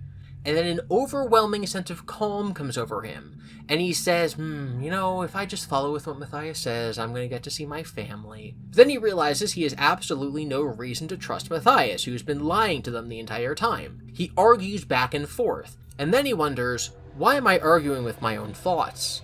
Unless these aren't my own thoughts. This is why I brought up earlier that he should be arguing with his own thoughts in the beginning, but then, like, have it structured totally different, so when he's arguing with his thoughts now, we realize that he's actually arguing with the sirens inside his own mind, and they should be written slightly differently so that we understand that they're actually different things that are happening, so when we contrast them, we realize how he's changed now from the beginning of the story. Cut to Emily, she returns to the base, she goes to Matias' office, there's 2 guards outside, she pulls out her gun and points it at them, they get on their knees. They had been, Emily and Joel are carrying bags of supplies that they're bringing to the second location to feed the people who are there, and so she opens it and finds that there's a bunch of rags inside that are going to be really good for tying up these guys' hands. So she ties up their hands, and she says, I'm going to go break into that secret room now, and then she goes and she breaks into the secret room, and then we cut back to Joel, and they arrive at this building on the outskirts of the city. It's not a cave, and so Joel is confused.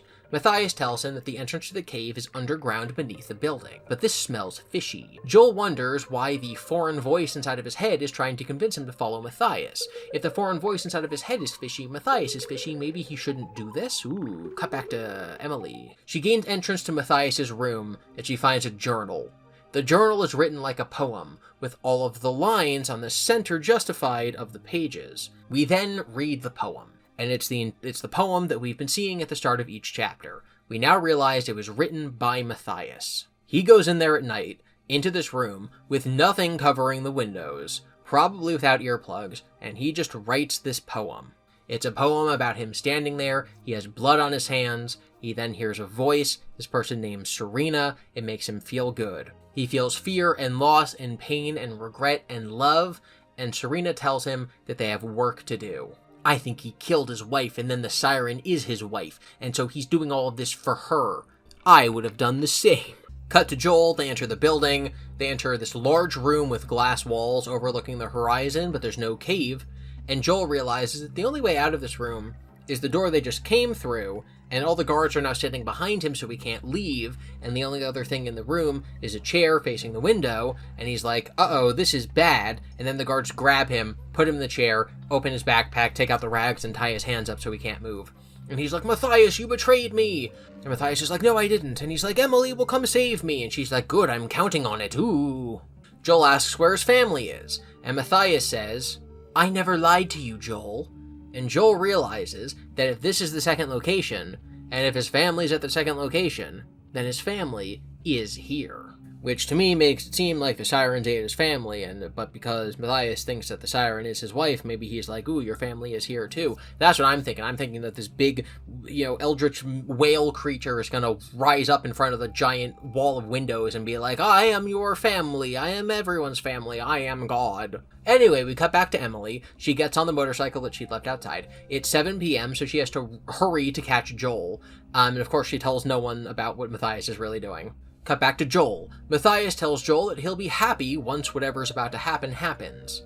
He'll get to see his family again. It'll happen at nightfall, but Matias and the other men have to leave. He seems very confident that Emily will return, and they can face whatever they're going to be facing together. Emily races to the second location using the map that she stole from Matias in the beginning.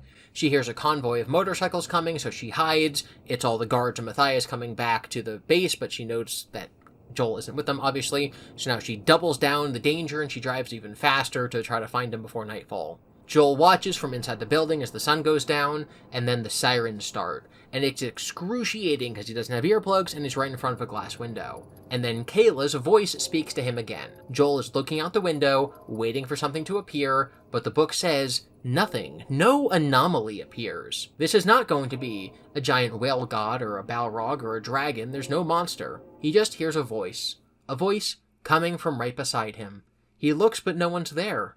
Then he looks in the window again, and he sees the reflection of Kayla standing behind him. The poem that Matias wrote about seeing someone in a reflection, Kayla, when she was looking out the window in the skyscraper, and she said that her brother was there while she was looking at a window, it's because she was seeing his reflection. Kayla squeezes his arm, and Joel can actually feel it. She has a calming presence. She tells him that he can see who he wants to see, but he has to let her in. Joel nods. Cut back to Emily. She's riding her motorcycle and she's a feeling of dread taking over her. She feels like something is forcing her to look up, but she fights against it. Remember, Jeremy. He looked up at something in the sky and then this weird smile came across his face, so whatever she should do, she should not look up. She gets to the building, she glances up to see how tall it is, and she sees the moon in the sky above the building. She quickly looks back down, but the vision of the moon is burned into her eyes. She runs into the building and sees Joel tied to the chair. Cut back to Joel. I love how much we're cutting back and forth because it's exciting and the pacing is kicking up as we're going from one important section to another important section and we're building to the final confrontation. Emily runs to the door. This jerks Joel out of his trance. She runs over and cuts his bonds, but she is losing her mind. She says she has to see it again. It has a hold over her. Joel is telling her, "Oh my god, Emily, you're here. We need to hide from the sirens at night." And she's screaming that she can't get it out of her mind. She needs to see it again. Guys, it's the moon. The moon woke up. The thing that you can't go outside at night when the sirens are going. Because it's the moon. The sirens are there to trick you to go outside to see what's happening. And you see the moon. And if that doesn't work, then the emergency broadcast system says evacuate the city, so you go outside and you see the moon. Or your family tells you, hey, it's dangerous in here, come outside, and you see the moon. And the moon is what is doing this. The moon, slurped Jeremy's body and all the blood that he bled on the pavement outside, and it took him. If you see the moon, you're obsessed with seeing the moon again. The moon woke up.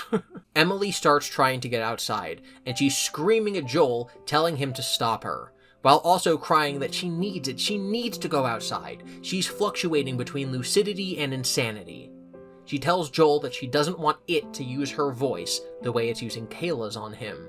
She tells Joel to use the gun. Her voice drifted off before she resumed her fight to break free of Joel's grasp, screaming, "Let me go! Please, Joel, let me go! I need to go!" Joel didn't know what to do. He felt his muscles weakening, and he felt his mind giving in to the unrelenting tirade of the sirens again. He was frozen, unable to say or do anything but hold her down. The sirens drilled into his mind, their assault different this time than any of the previous nights. They weren't trying to get him to listen, they were trying to subdue him. Joel felt his strength fading. Finally, his hold on her broke. As she began crawling away, Joel lunged forward and snatched the gun from her waistband. He glanced between it and Emily, who tried to scramble to her feet before suddenly lurching to the side, crashing into the wall next to the door, as she shrieked, "Please!" Joel, tears running down his cheeks, used his last ounce of strength before the sirens incapacitated him to raise the gun and pull the trigger. Chapter 14. Kayla tells Joel that he didn't need to kill Emily. If he'd let her go, she could be with them as well. Kayla tells him that he has nothing here left for him now.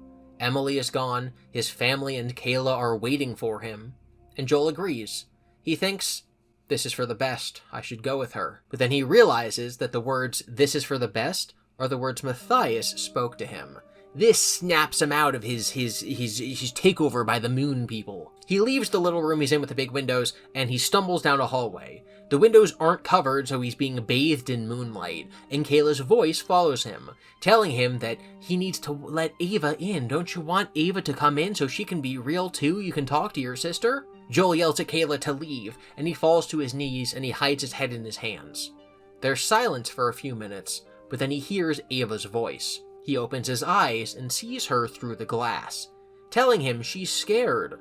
She wishes he'd gone with her to the movie, and she wants to be let in. He should let her in. He tells her to go to the front door. He'll let her in the building. She says, okay, and she walks toward the door, and then he runs in the opposite direction. Then his mom appears in the reflection, telling him that he's awful for not letting Ava in, and that he should have come to the city the first night to see the movie when the sirens struck. Joel remembers that his mom left him a message saying not to come into the city. This is not his mother. Kayla appears again. She tells Joel that Ava is outside, the real Ava. He needs to protect her, but he's leaving her outside. He tries to fight against this, but the idea that it might be true gets inside his head. Kayla tells him that she wants to show him something, to help, and that all he has to do is sit still. He sits in the chair facing the window. Kayla sits next to him in the reflection. Then Ava walks into the room and sits next to him.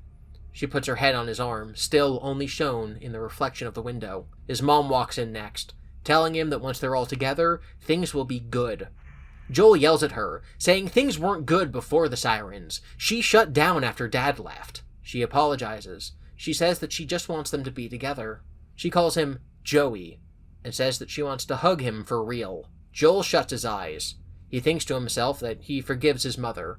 He apologizes for not appreciating the time that they had together now that she is gone, and he hopes that she can forgive him for what he's about to do. He stands and he walks away. He says that he can't join them even though he wants to be with them because he can't let Emily die in vain. He has to kill Matias. Kayla speaks, saying, "That's okay. We'll leave you alone tonight. You can kill Matias tomorrow, and then tomorrow night we'll see you again, and you can come with us since you'll have finished all of your unfinished business." Joel agrees. He says once Matias is gone, he will join them. He will have nothing keeping him here on Earth. Kayla, his mother, and Ava then vanish, and the sirens do not bother him for the rest of the night. Chapter 15. Joel wakes the next morning. He goes outside. He doesn't look at Emily's body.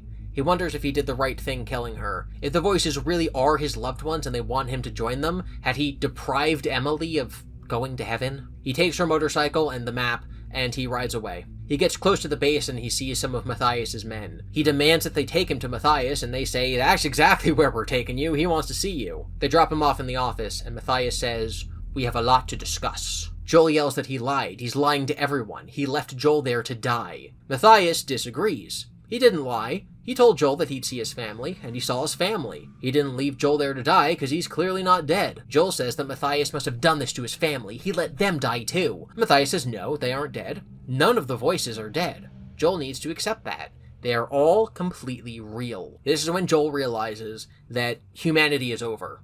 If you look at the moon, you go crazy, and then it slurps you up and you join the moon people. It is the end of the world. There is no survival. It's over. Humanity, the world, is over. Matias knows this, and he is telling the truth. If he wasn't here providing food and shelter, these people would be suffering. Instead, they're all going to live in peace and comfort until the sirens get to them, and once they start hearing voices, he'll bring them to the second location, where they will willingly choose to join their loved ones. He'd hoped that Joel and Emily would do the same. He's sad that Emily died instead of joining them, and he tells Joel that he should go home. Joel realizes that since he left the gun at the other building, he can't actually kill Matias, and so he turns to leave. He gets on the motorcycle, and he goes home. Chapter 16. Joel is driving home. He worries that the people who died instead of joining the moon people may have lost something, like they died and didn't get to go to heaven. The book doesn't say the word heaven, that's just me putting on to Joel what he's probably thinking. But that is probably sort of what it's implying. It's saying, like, if you die, then you just stop existing. But if you go with the moon people, you get to be with your loved ones in the afterlife. Isn't that heaven? And so did he do the right thing by killing Emily? He doesn't know. But he says it's too depressing to think that way. It's too depressing to think that if you died in some way other than choosing to be with the ghosts, then you don't get to go to heaven. So he just ignores it. He says, nope, that cannot be how it works. That would be too heartbreaking. He goes home. Ava's stuffed kitten is where she left it before she went to the movie. He holds it tight. He stares out the window. He waits for nightfall. Night comes. His mother appears to him. He asks her what happened the night of the sirens. She says that they stayed in the movie theater for the first night. The second day, they found Matias. He brought a bunch of survivors to the building with all the glass. They all sat and they waited, and then the moon came up, and they all thought it was so beautiful, and they all went outside to have a look at the moon, and now they're all together. Joel asks if he can speak to Ava, and she appears in the window.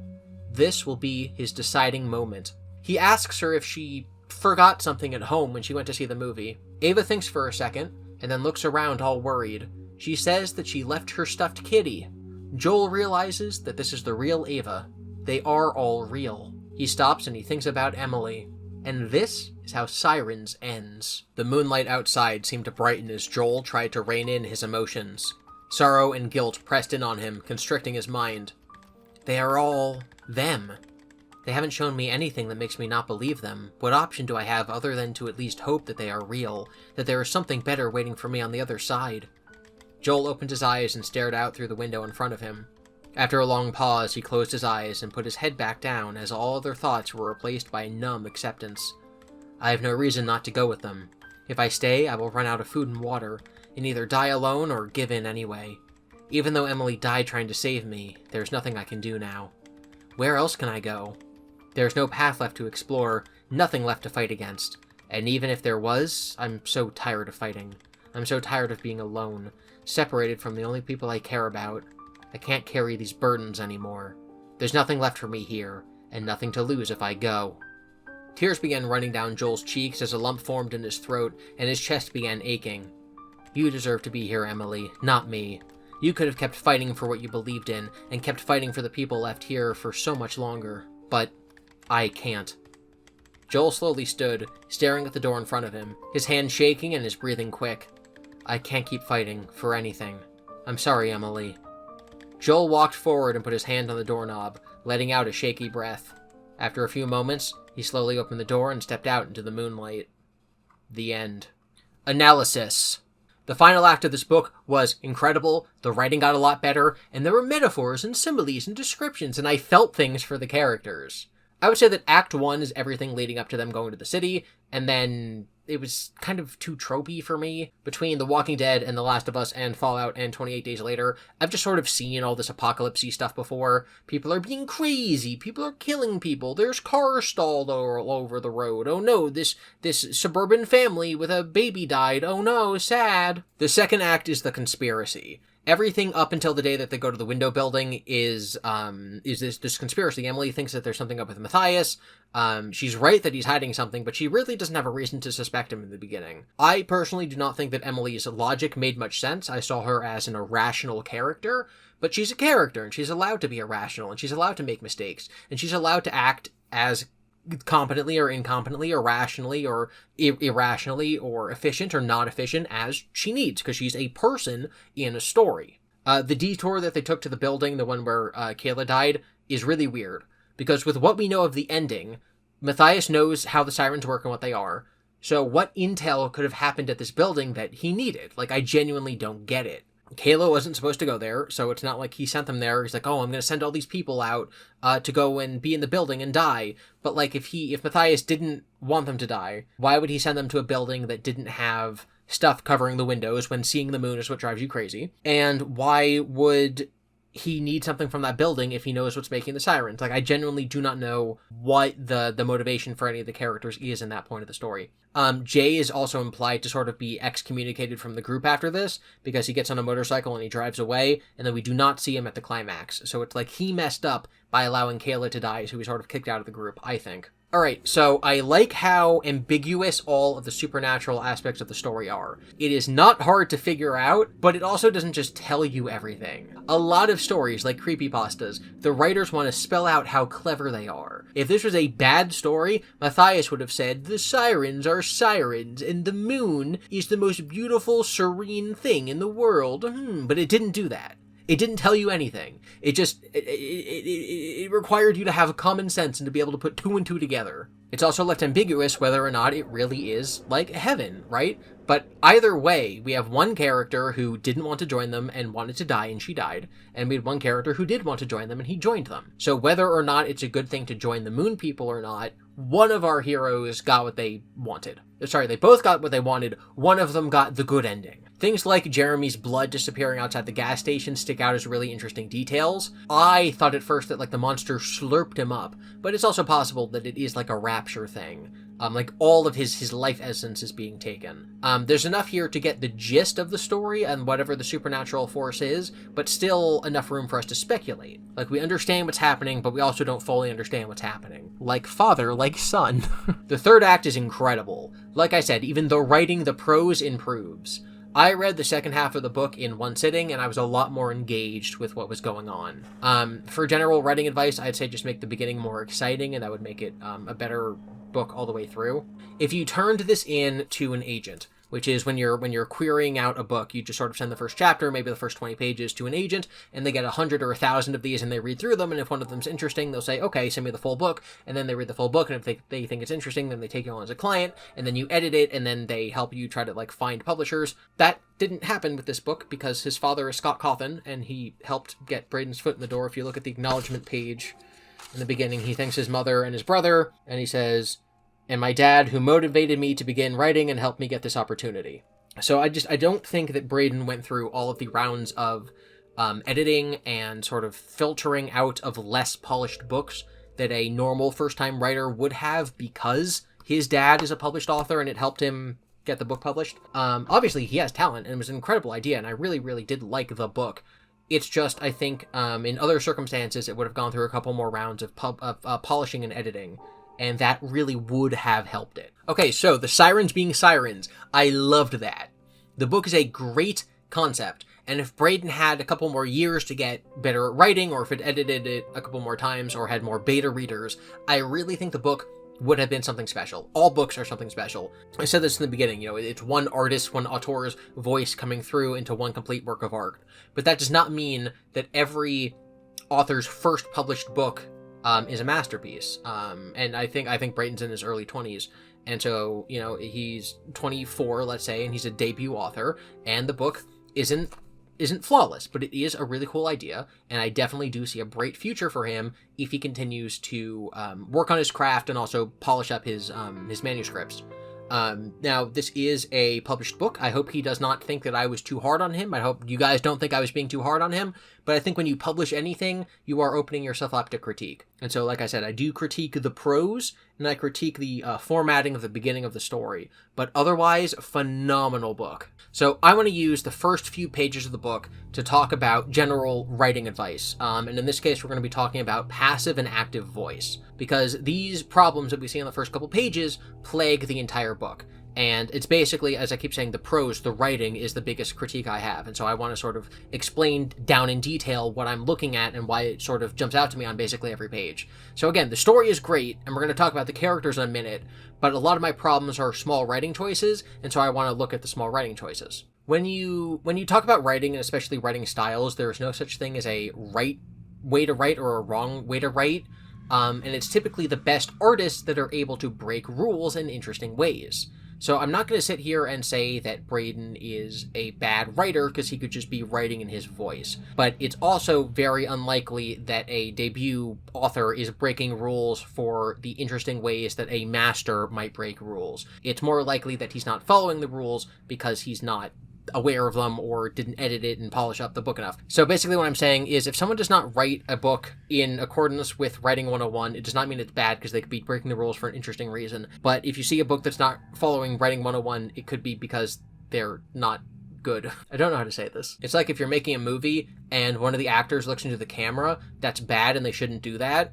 But then there's some movies where the actor looks in the camera and it's good because they're doing it on purpose. Like in any given movie, if the main character looked right into the camera, you'd think, that's an editing mistake, they shouldn't have done that. And then in Doctor Strange 2, when Wanda looks in the camera, and you go, whoa, she's like the most powerful character in the universe, and she can go through dimensions. What if she can see us right now watching the movie in the movie theater? That's kind of scary. That's not bad filmmaking. It was being done for a purpose. And so again, writing with passive voice is not always bad writing, but it usually is. Okay, so what is passive voice? Here's how the book actually opens. Sunlight streamed in through the windows, bathing the room in the warm orange glow of the evening. The TV was buzzing softly with sounds that fell on Joel's inattentive ears. He was half asleep on the couch, eyes closed, watching his little sister Ava's favorite cartoon with her. She was sitting next to him, leaning on his arm, absorbed by the chaotic happenings of the show. So the phrase was sitting and the word sat are technically different. Each word or phrase has a meaning, and then they each have a different meaning that is the same as the other one's different meaning. So if I'm describing where Ava currently is, I could say she was sitting on the couch. If Ava is no longer sitting on the couch and Mom asked me where Ava was, I could say she was sitting on the couch. The same phrase, but they mean totally different things. One means that she's currently doing it, one means that she was doing it but no longer is. If I said that Ava sat on the couch, I could be describing what she's presently doing. Ava sat on the couch watching cartoons. Or I could mean that she is completing the present action of sitting down onto the couch. She's going from standing to sitting. She sat down on the couch. So sat can mean she was standing and is now sitting. Was sitting can mean she was sitting and is now standing. And sat and was sitting can also both just mean she is presently on the couch. Both can interchangeably be used. The opening of the passage understands this. Sunlight streamed in through the windows. Braden writes streamed in, as opposed to sunlight was streaming in through the windows. And yet later in the passage writes, she was sitting next to him, instead of she sat next to him leaning on his arm. For the same reason that sunlight streamed is better than sunlight was streaming, she sat is better than she was sitting. Ava sat tells us Ava exists and she is sitting. Ava was sitting tells us Ava exists, Ava is doing something, the thing Ava doing is sitting. It's an unnecessary word, it's an imaginary pause in our brain processing the words being used. Also in this paragraph is a kind of weirdly worded line that says, he was half asleep on the couch, eyes closed, watching his little sister's Ava's favorite cartoon with her. His eyes are closed, but he's watching TV. Those things are contradictory. We obviously knows what the author means. We know that he's doing the action, the activity of watching TV, but his eyes are closed. But the idea that his eyes are closed and he's watching something is weird. So even though this isn't like wrong, I would reword it so it's not as strange. So you could say something to the effect of like, he was half asleep on the couch, eyes closed, listening to his little sister Ava's favorite cartoon. Instead of saying watching, you could say listening. I do like how it says the noise was falling on his inattentive ears, because later his ears will be attentive. And I like how it opens with sunlight and then ends with moonlight. The entire book. These things happen on basically every page of the book. Every paragraph of the story has passive voice and some weird word choices. Repetitive phrases are often some things that I notice when I'm reading a book, and that would just be things that an author defaults to when they're describing something. He sighed. Tears streamed down his face. The phrase tears streamed down his face is something you see a lot because it's a very common metaphor. Right? Tears aren't literally streaming. The phrase tears streamed is a metaphor, but it's such a common phrase that we just sort of say it as if it's a phrase that doesn't mean anything besides he was crying. He was crying. What is he doing crying? Tears streamed down his face. Our brain sort of interprets that as saying he was crying, but that's not literally what it means. It literally is a metaphor. But because it's such an overused metaphor, it is trite. It is overused. So you should not say words like sunlight streamed through the window, tears streamed down his face, the world spun, he lifted his gaze, etc. These are not good sentences to use. These are cliches, and the book is full of them. When the mother and Ava leave to go to the movie, Joel goes to the bathroom because he's super tired, so he's going to take sleeping pills, and he looks at himself in a mirror. And this is when we get his physical description. We learn how he looks, we learn about his hair color, and things like that. And one of the rules of writing a book is to never have your character look in a mirror and use that as the excuse to describe their physical appearance. It is cliche. Do not do this. Do not ever do this. Unless reflections are really important to the story, so it's one of the times where I think breaking the rules might actually make sense, because if the first time that we're seeing Joel is in a mirror, and we later see the other characters reflected in glass, it might actually be an important comparison to make between the way that we're viewing characters in that they're all reflections. So I do actually think this is one of those times where it's okay to break the rule of never have your character look in a mirror and describe their physical appearance, because in this book, reflections are important. This is one of those examples of it's okay to break the rules if you're doing something interesting with it. Joel falls asleep. He wakes up when it's dark out. It can't be more than an hour or so later because the sirens start when they're still at the movie theater. So let's say it takes them an hour to get into the city and it's a 2-hour movie and the sirens happen while they're still in the theater. He can't have been asleep for that long, basically. So he goes and he looks outside and he notes that the moon is behind a bunch of clouds. This is because if he were to see the moon now, he would be entranced by it. So the narrative needs a reason that Joel isn't taken in on the first night. And the reason is that there's a bunch of clouds in the sky, so he cannot see the moon. He goes back to sleep. He wakes up at midday and he finds all those voicemails from his mom with what sounds like tornado sirens. And she's saying a storm's blowing in, you need to stay put.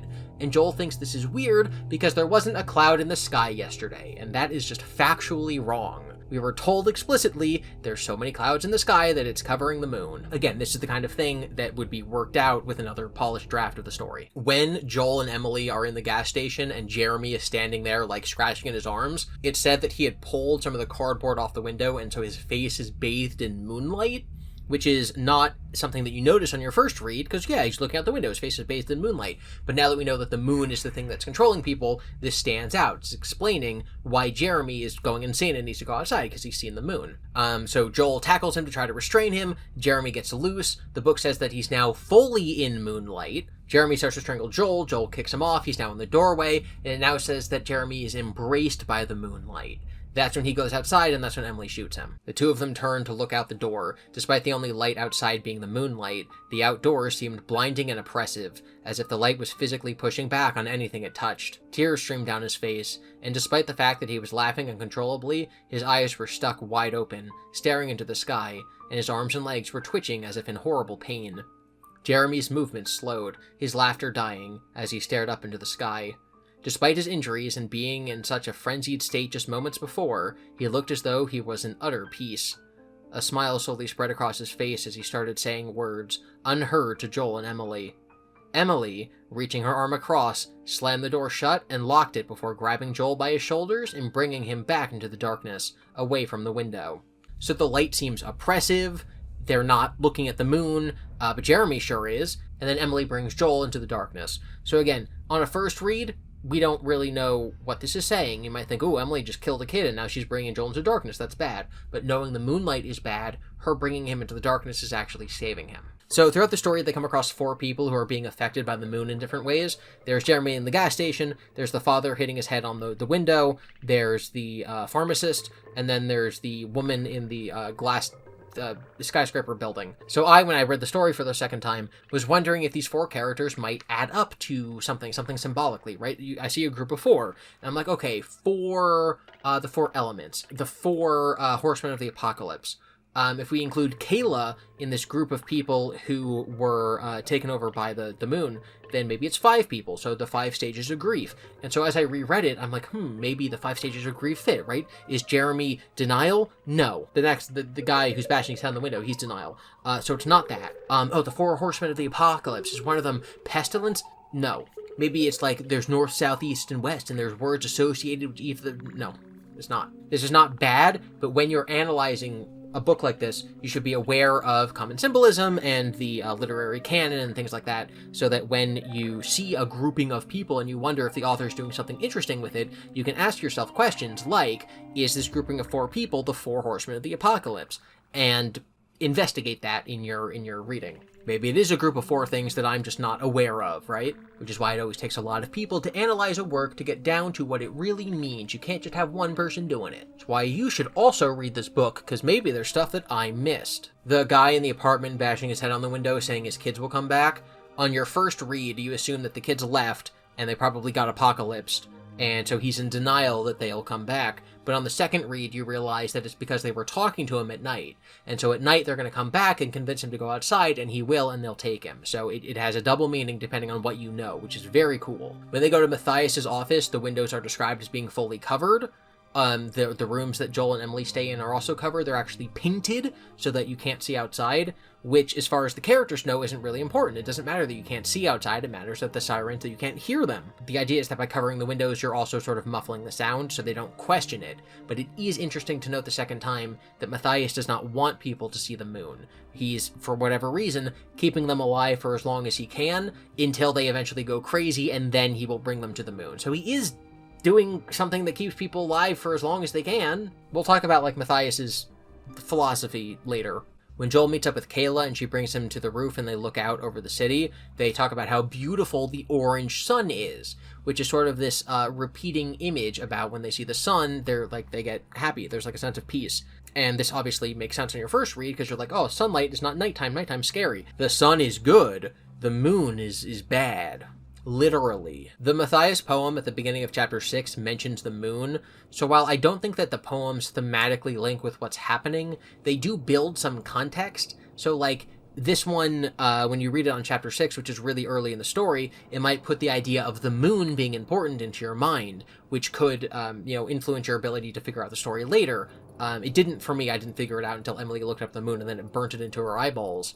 But your mileage may vary, basically. Emily goes to see Matias in his office, and this is when she tells him that Joel is experiencing weird auditory hallucinations. She peeks at his notes and it says that his notes are really tightly written, but then when she goes into his office later and sees the poem, it's like, oh, there's like a bunch of paper, and he's written it so that they're all center adjusted, it's not squeezing as much on the page as he can, he's just sort of writing down his little poem. So it's almost like the way he writes is different compared to if he's in his trance or not, which I think is very interesting, very effective way of telling us like the different moods that people can be in when they're under the influence of the moon. A detail that I put in the back of my mind but was never brought up again is that when they find the woman in the skyscraper before Kayla jumps out the window, it's the woman who's been in there for like 4 days, and they save her, and Jay is shaken by this, and he confides in Joel that the woman looked like someone who he thought he knew. So this doesn't come up again, but reading through a second time, I realized that this is probably why Joel lost track of time. The first time you read it through, you're supposed to think, oh, did Matias order him to do it? Did he do it on his own accord? Blah, blah, blah, blah, blah. Now that we know that it was not done intentionally, this is the excuse for why he lost track of time, because he was so disturbed thinking about his, girlfriend, sister, or whoever this woman looks like to him, going through something like this.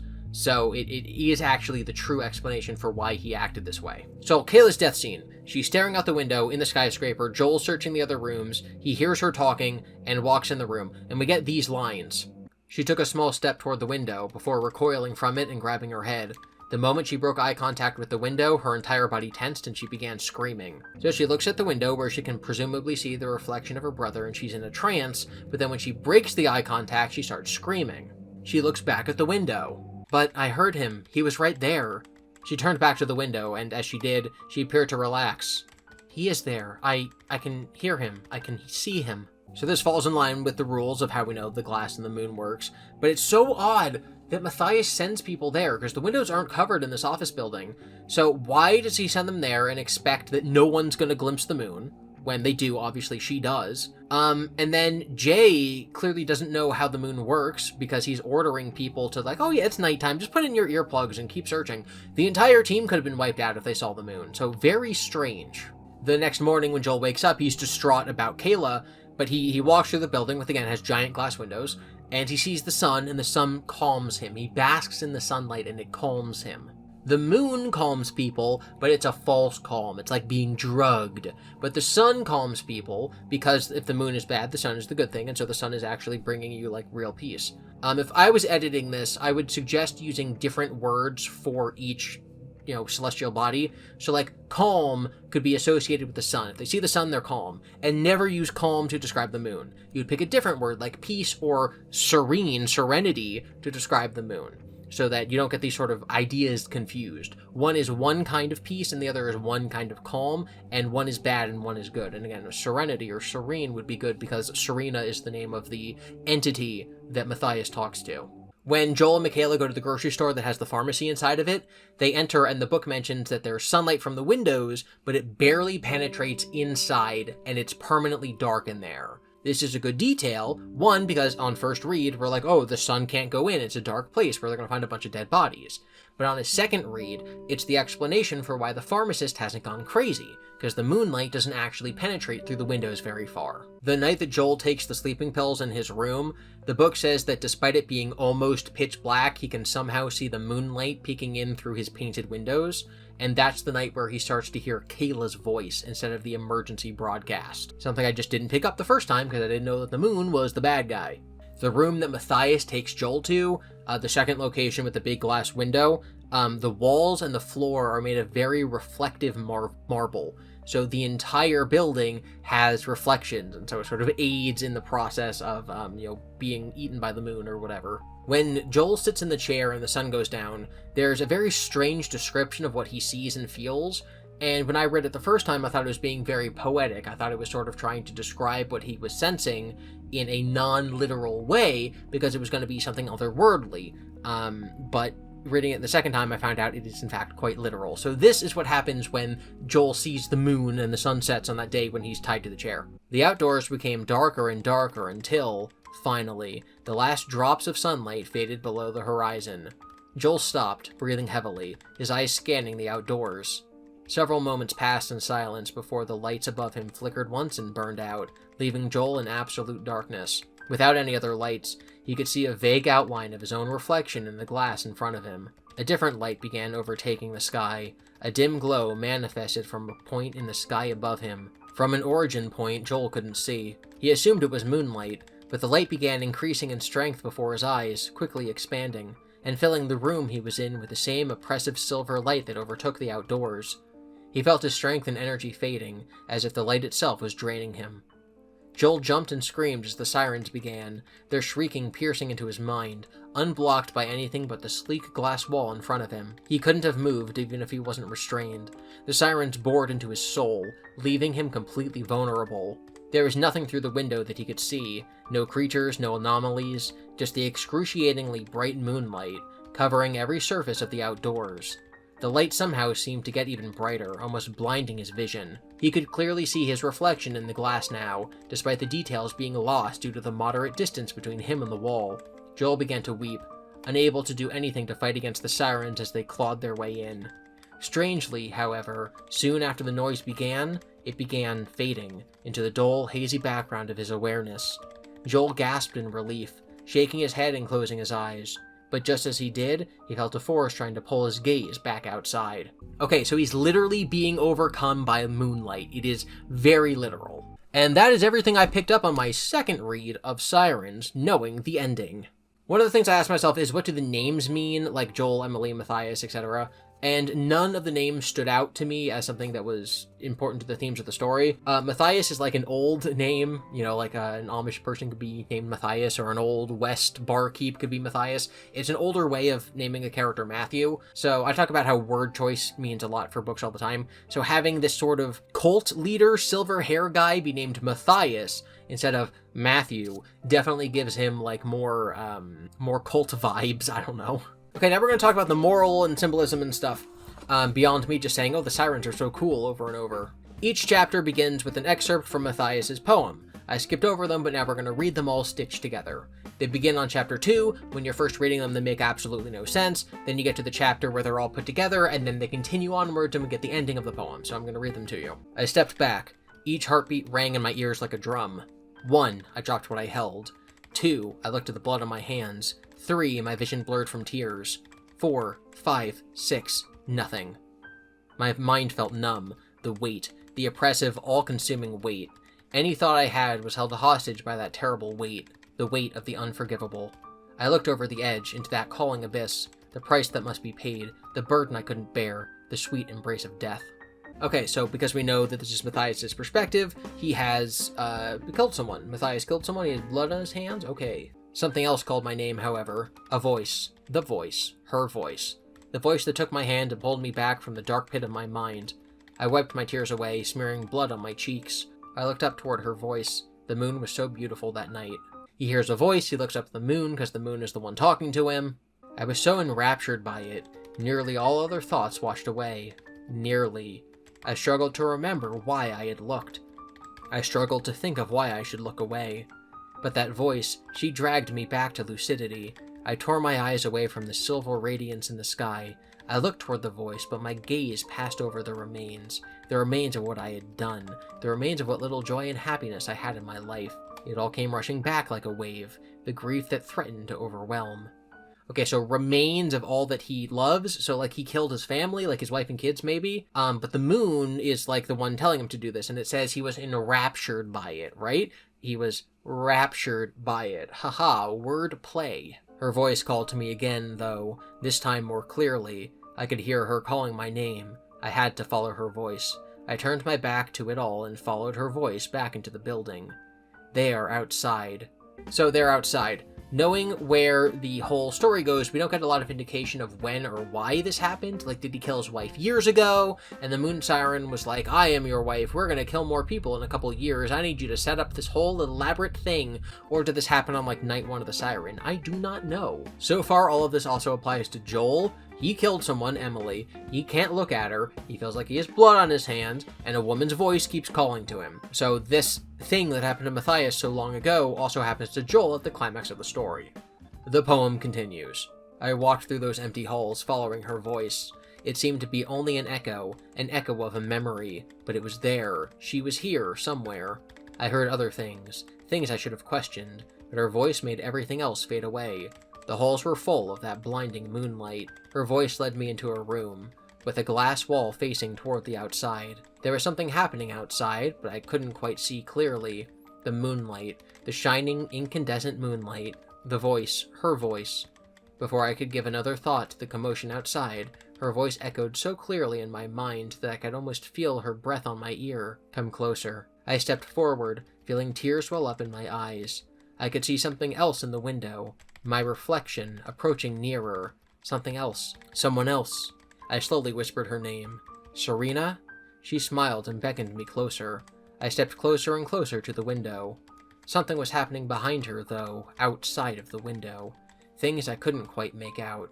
Things I perhaps didn't want to see. As though she read my mind, she whispered, "Just look at me, it's all okay now." She seemed to come into focus, not in the reflection, but outside the window itself. She put her hand up against the glass, repeating, "It's all going to be okay now." I felt the weight lift from me, that terrible burden I had borne. Tears blurred my vision as I pressed my hand against hers through the glass. This is where all of the chapters sort of stopped, and we don't get the rest of it until we have Emily breaking into the room and seeing the poem. So this is the ending. I could have stayed in that moment for all eternity. I couldn't tear my gaze away from her eyes. I couldn't find a voice to speak. Every word I couldn't say, she seemed to hear. Every emotion I felt, she seemed to understand. The fear, the grief, the loss, the pain, the regret, the love. Her next words resonated in my soul. Words that I will never forget. Words that would change my life forever. Matias, we have work to do. So Matias killed his wife or something, and then she speaks to him, or the moon speaks to him and says, "We have work to do."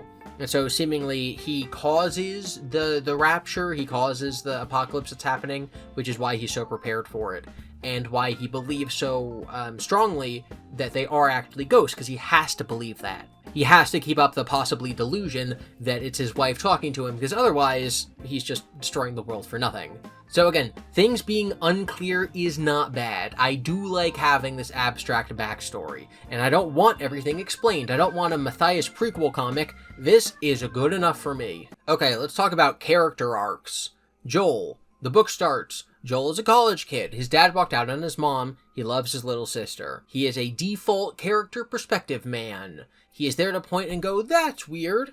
I want to save my family." I would not say that he goes through any meaningful change, or that we get a good sense of his personality, but the main character is just like that sometimes. Emily is more interesting, because we learn that she took care of her dad, so we know that she's caring. Because we know that she stole to took care of him, we know something about her morality. Because she shoots Jeremy, we know something about her morality. Because she'd rather die than go to the moon, we know something about her.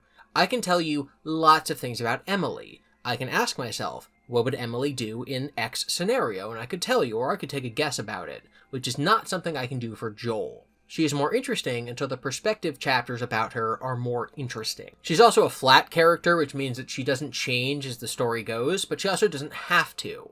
I said earlier that I would have liked it if the reader's perspective of her changed as new information came out, but that's not the same as having a dynamic character. Characters do not need to be dynamic to have the story be good. They don't need to change for a story to be well written. I do not think the story is bad because Joel and Emily don't change. But I do think it is boring in the beginning because they have no mystery to them. You could change nothing about their character, but by changing what information we know about them, you can make them more interesting by withholding that information. Matias. It's not as popular anymore, but there used to be this meme infographic floating around that was like, awful villains do things just to cause chaos. Bad villains do things just because they're evil. And good villains have better motivations than even the protagonist does. And so it's like, okay, the worst kind of villain's the Joker, who's just doing it for chaos, and a bad villain is Voldemort, who's just doing it because they're evil, and a good villain is Thanos, who's doing it because he has a better reason than the protagonist. That's cringe. It's cringe because it depends on the story that the book is trying to tell, right? Sauron isn't a bad character because he's the embodiment of evil in Lord of the Rings, obviously. He's just the kind of character you need for that kind of story. There's no such thing as a correct answer for what kind of villain you should have. But Matias is a great implementation of the villain has a better reason than the protagonist. He's right. Matias is just correct to be doing what he's doing. Another thing that you'll see often said is that a good villain doesn't lie. So like in Star Wars, it's pointed out all the time that the villain characters do not lie. Count Dooku tells Obi-Wan the truth, that the Senate is being led by a Sith Lord. Vader tells Luke the truth, that he's his father. Palpatine tells Anakin the truth, that he can save his wife if he comes to the dark side. But that doesn't mean that they're correct. You don't need to lie when you're the easy path, because weak people will go down the easy path. Matias isn't lying. His motivation is just, we're going to keep people happy and healthy until they inevitably die, because this is the end of the world and there's nothing we can do about it. The moon woke up. He's a great antagonist because he's opposing the heroes, but he's not a villain. He's an antagonist. He's opposing the heroes, but he's not doing anything wrong. And I really enjoyed his dynamic with both Emily and Joel. I'm glad we don't learn too much about him, but this is also why I don't really like the poem thing being present before Emily finds it. Like, I don't like it being split up over the text, because I think that it tells us more about him before we know that it's him, right? Let's say that we poured over the poem every chapter, and we're trying to figure out what it's actually trying to tell us. We might learn something that is then in conflict with what we know about him from the prose of the story. Whereas I like the dramatic reveal that when Emily reads the poem, she's like, oh, this is who he currently is. It's who he was and who he currently is, because he's still doing it. Does that make sense? It makes sense to me. I like the poem because it gives us enough information to be able to speculate on Matias without telling us everything. I don't like how the poem is delivered to us, because it makes us confused. Again, books that aren't literally for children don't have straight-up morals. The book tackles ideas like having outsiders take control of your thoughts and compel you, and can we lie to the masses for their own benefit? Who has the right to do so? And it's not giving you, like, a yes or no answer. But I do think that Matias taking care of people until they inevitably succumb to the peace of the moon is the right thing to do. Because, again, otherwise they would just fight and probably kill each other over resources. You can't just tell them, hey guys, go join the moon people, because some of them, like Emily, will resist. And so you have to sort of keep up this lie. But if Matias helped to release the siren because he thought it was his wife, and so he's the one who doomed the world, then he'd be wrong. So saying, yes, someone like Matias has every right to lie to the people is correct if everyone's going to tear each other apart, but it's incorrect if they otherwise wouldn't have tore each other apart, because he's the one who ushered in the end of the world because he thought that the moon would bring people peace. So the question is, who do we trust with that kind of power to lie to people? And some people would say, no one, because what if they use it for evil? And some people would say, someone, but only if I agree with them. And of course you can't know if you'd agree with them, because you'd be one of the people who are being lied to. It's a very interesting question about, like, you know, democracy and politics and government and stuff like that. So the book does not answer the question, but it brings up the question. The endings for Joel and Emily are also what I call a depiction of a philosophy ending instead of a moral ending. So the book does not say which is better. The book doesn't say that dying and not joining the moon people or joining the moon people is the correct option. The book says that Emily is a person who exists, and to her, being killed is better than losing control of her mind and body and potentially being used and puppeted by this entity. And the book says that Joel is a person who exists, and to him, joining the entity, because there's a sliver of a hope that it'll rejoin him with his loved ones, is better than dying and possibly not actually meeting them in an afterlife. No one in the story ever talks about God or religion, but you could believe that someone might go, oh, the moon's done this before, and it's what inspired religions in the past, it's what inspired the idea of heaven. And so heaven is real, but only if you go with the moon. If you die any other way, then you don't go to heaven, you just cease existing, your soul is, you know, there's no such thing as souls, only the moon. You could also interpret it as God is real, and so if you die, you go to heaven. But if you're absorbed into the moon, you don't, and you're just sort of stuck as the moon entity for all time, right? So if you're living in this world and you believe in heaven, you can ask yourself the question of, is the moon heaven, or is the moon the devil? Which one do I pick? I have to pick, I'm going to die. Do I die explicitly by the moon, or do I die explicitly not by the moon? I think this is a great circumstance for the author to not weigh in and allow the work to speak for itself.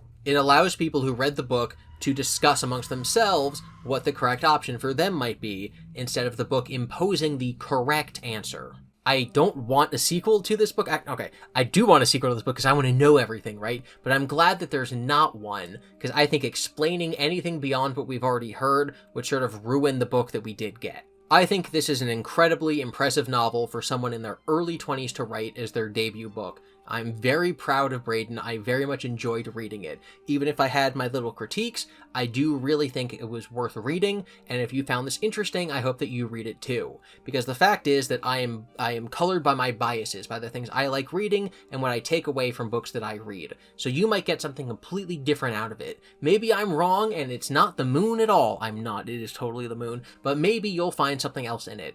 And maybe when you're thinking tonight about what you would do, would you let the moon eat you or would you kill yourself? You can ask yourself, maybe the way that GiBi presented it is what allowed me to reach my conclusion. I would come to a different conclusion if I read the book myself, and so I suggest that you go out and purchase a copy and read the book yourself. The internet says that Braden wrote another book, but I can't find it anywhere. It said it was self-published on Amazon, but it's no longer available. I don't know if he's still writing, but I would love to read more from him in the future. I looked up what other people thought about the book once I was done writing the script for this video, and I found there were a lot of people who enjoyed the book, but maybe were a little liberal with giving it 5 stars. But then I also found a lot of people who didn't, and I don't understand their reviews. Give up? ? This book depressed me. The message I got was suicide / going along is the answer. It was exciting to read, but there were way too many plot holes. Where did the sirens come from? Why now? Are they death? Are they numbness? As a teacher, I will not add this title to my classroom library. Okay, so I get the suicide thing, which we'll talk about in a minute, but this teacher should not be complaining about things that aren't plot holes and calling them plot holes. Not knowing where the siren came from is not a plot hole, it's a mystery. That's not what a plot hole is. 2 stars, do not recommend. Worst ending I've read in a while, just awful. 2 stars, sensitive ears not allowed. Expectations were set, promises were made. The author in the end let me down. 1 star, I hate ambiguous endings and nothing in this story had a why. Why did Matias? Okay, so a lot of people didn't like the ending, and you're allowed not to like the ending, especially one as bleak as this. I personally loved the ending. I loved the ambiguity because I felt like you could figure out enough of what was going on your own. What's going to stick with me from this book, long after the lacking of prose and the notion of the skyscraper part in the middle not making any sense, what's going to stick with me for the rest of my life is the question of, what would I do in this scenario? Do I go with the moon, or do I go out some other way? Some people don't like that, that's fine, I do. The moral of the story is to commit suicide, people. I think I'm missing a couple things about the book. The world is over. It's the apocalypse, it's the rapture. These characters are not ending their lives for whatever reasons people in the real world have to end their lives. Emily sacrificed herself to save Joel. That is not suicide. She wished for death at the end, the way that a character in a zombie movie might say, "Oh, I got bitten, kill me before I turn into one of them." That's not suicide, because zombies aren't real. Joel making the decision to join his family at the end also is not suicide. If you miss the entire point of the story and you go, this guy lost his entire family, and the book is telling him that he should go and join them, therefore this is saying that people in real life who lost their whole family should kill themselves. No, that's not what the book is saying. You're taking it so out of context to apply it to something it doesn't apply to. I yap about this in my coverage of the Fazbear Fright books, the Blackbird book. That's not what the book is saying. And going, well, yeah, but if someone misread the book, they might get a harmful moral, is never an appropriate way to talk about literature. That is how you get censorship. That is a bad thing. Joel is not killing himself. Joel is taking the risk that door A will lead to heaven and door B won't. Door B being actual suicide, the one that he's not doing. And this reasoning doesn't apply to the real world because the moon isn't alive. The moon isn't going to eat us. We don't get a choice between heaven and maybe not heaven, right? We've never had like an angel comes up to you and it says, "I am an angel, come with me." And you have to go, is this an angel or is this maybe the devil trying to be an angel? Because that's not real, because it doesn't happen. So no, it is not analogous to suicide because it's not real. It's a decision that this character made in this rule set from this fictional story. It is not saying that you should make that choice. Like I said earlier, one character decides to go out one way, and one character decides to go out the other way. It is not telling you what is correct, and you can't apply this to real life because the moon isn't alive in real life. The moon didn't wake up. 1 star. So I hated it. I was promised a dystopian thriller, and went in with such high hopes. My one regret is that I cannot go back in time and convince myself not to read this book. I could pick this book apart forever, but I'll keep it reasonably short. First off, and one of my biggest problems, was that we had, and this is exact, 6 pages of writing before the inciting incident. I agree, I also criticized the book for taking a really long time to actually get going. Now I get it, the book was only 215 pages. You can't give us 50 pages of character building before you introduce the story. I'd be okay with like 10 or 15, but 6? Really? That's the worst thing I've ever heard. Do not follow this advice. Do not. It's the worst advice I've ever heard. They give it 1 star because they're dumb. This person's dumb. The book also is not 215 pages. It's 293? 294. It's 300 pages. Oh my god, expanding the beginning of the book would be horrible. Okay, so the best review, the one that I agree with the most, is from Marsha, an older lady with almost 2,000 Goodread reviews. This was different. I'll be thinking about it. It really was, and I really will. Braden, if you see this, I would love to talk to you. You can email me or we can call in Discord or something like that. And I promise I will not ask questions about your father. I promise. We can talk about writing, we can talk about this book, we can talk about your next project or whatever. Maybe we can do an interview on the channel now that I've covered the book, whatever. I think it would be cool just to chat if you happen to see this. I'm glad I read the book. Again, my biggest critique was the prose. It needs some more polishing, maybe a rewrite of the middle, but it's a great concept. And all books that people finish are a miracle, especially those written without the use of AI. Okay, so after I finished doing everything with this video, I found that Braden did an interview with a representative from Scholastic right after the book came out. And when he gave his summary of the story, he said, Sirens begins whenever Joel Walker, the protagonist of our story, wakes up with his mom and his sister missing in the wake of a massive power outage and a catastrophic event that he's unaware of at the moment. If I know where I want the book to end, why beat around the bush? Just get into the book immediately and start the story right where things start going south. And again, it really enforces that the story should have started there with Joel waking up. I promise that those 6 pages really do make a difference in how many people would probably interact with the rest of the story. My Achilles heel as a writer is figuring out where to start. I started that book like 6, 7 times. I wrote so many different chapter 1s of that book, and I was just like, this is not the place to start this book. And that was one of the hardest parts of the book to write for me, was the very beginning of it, just because it was such a balancing act of trying to figure out how to fit all of the relevant information in there without being boring. There was one version of chapter 1 that I had wrote where chapter 1 ended basically where I started the current version of chapter 1. Where there was an entire 2 days before where you interesting the current book, where you're spending a little bit more time with these characters and spending a little bit more time figuring out their routines so that you can contrast it to whenever everything goes downhill. But I was like, I mean, for it being a relatively short book, all things considered, it's like, do people really want to spend 10, 15,000 words getting to know the lives of these people? So it's just part of the I love that it just starts right away, and that, that first night is so terrifying. Braden says that he thought of the final scene first, which is probably why the ending was so good. The core idea and the very first scene that I even thought of for this book was the very last scene in the book. Like, literally the last 2 pages of the book are the first thing that I knew that I was going to write. Before I even knew what the character's name was, I knew exactly what was going to happen with his story and exactly where the book was going to end. The wordplay of it being sirens is both that, the main threat of the book that it seems is literally like sirens, like loud tornado sirens, but then also it alluding to sirens, the Greek myth sirens that you mentioned, and having elements of that show up within the story.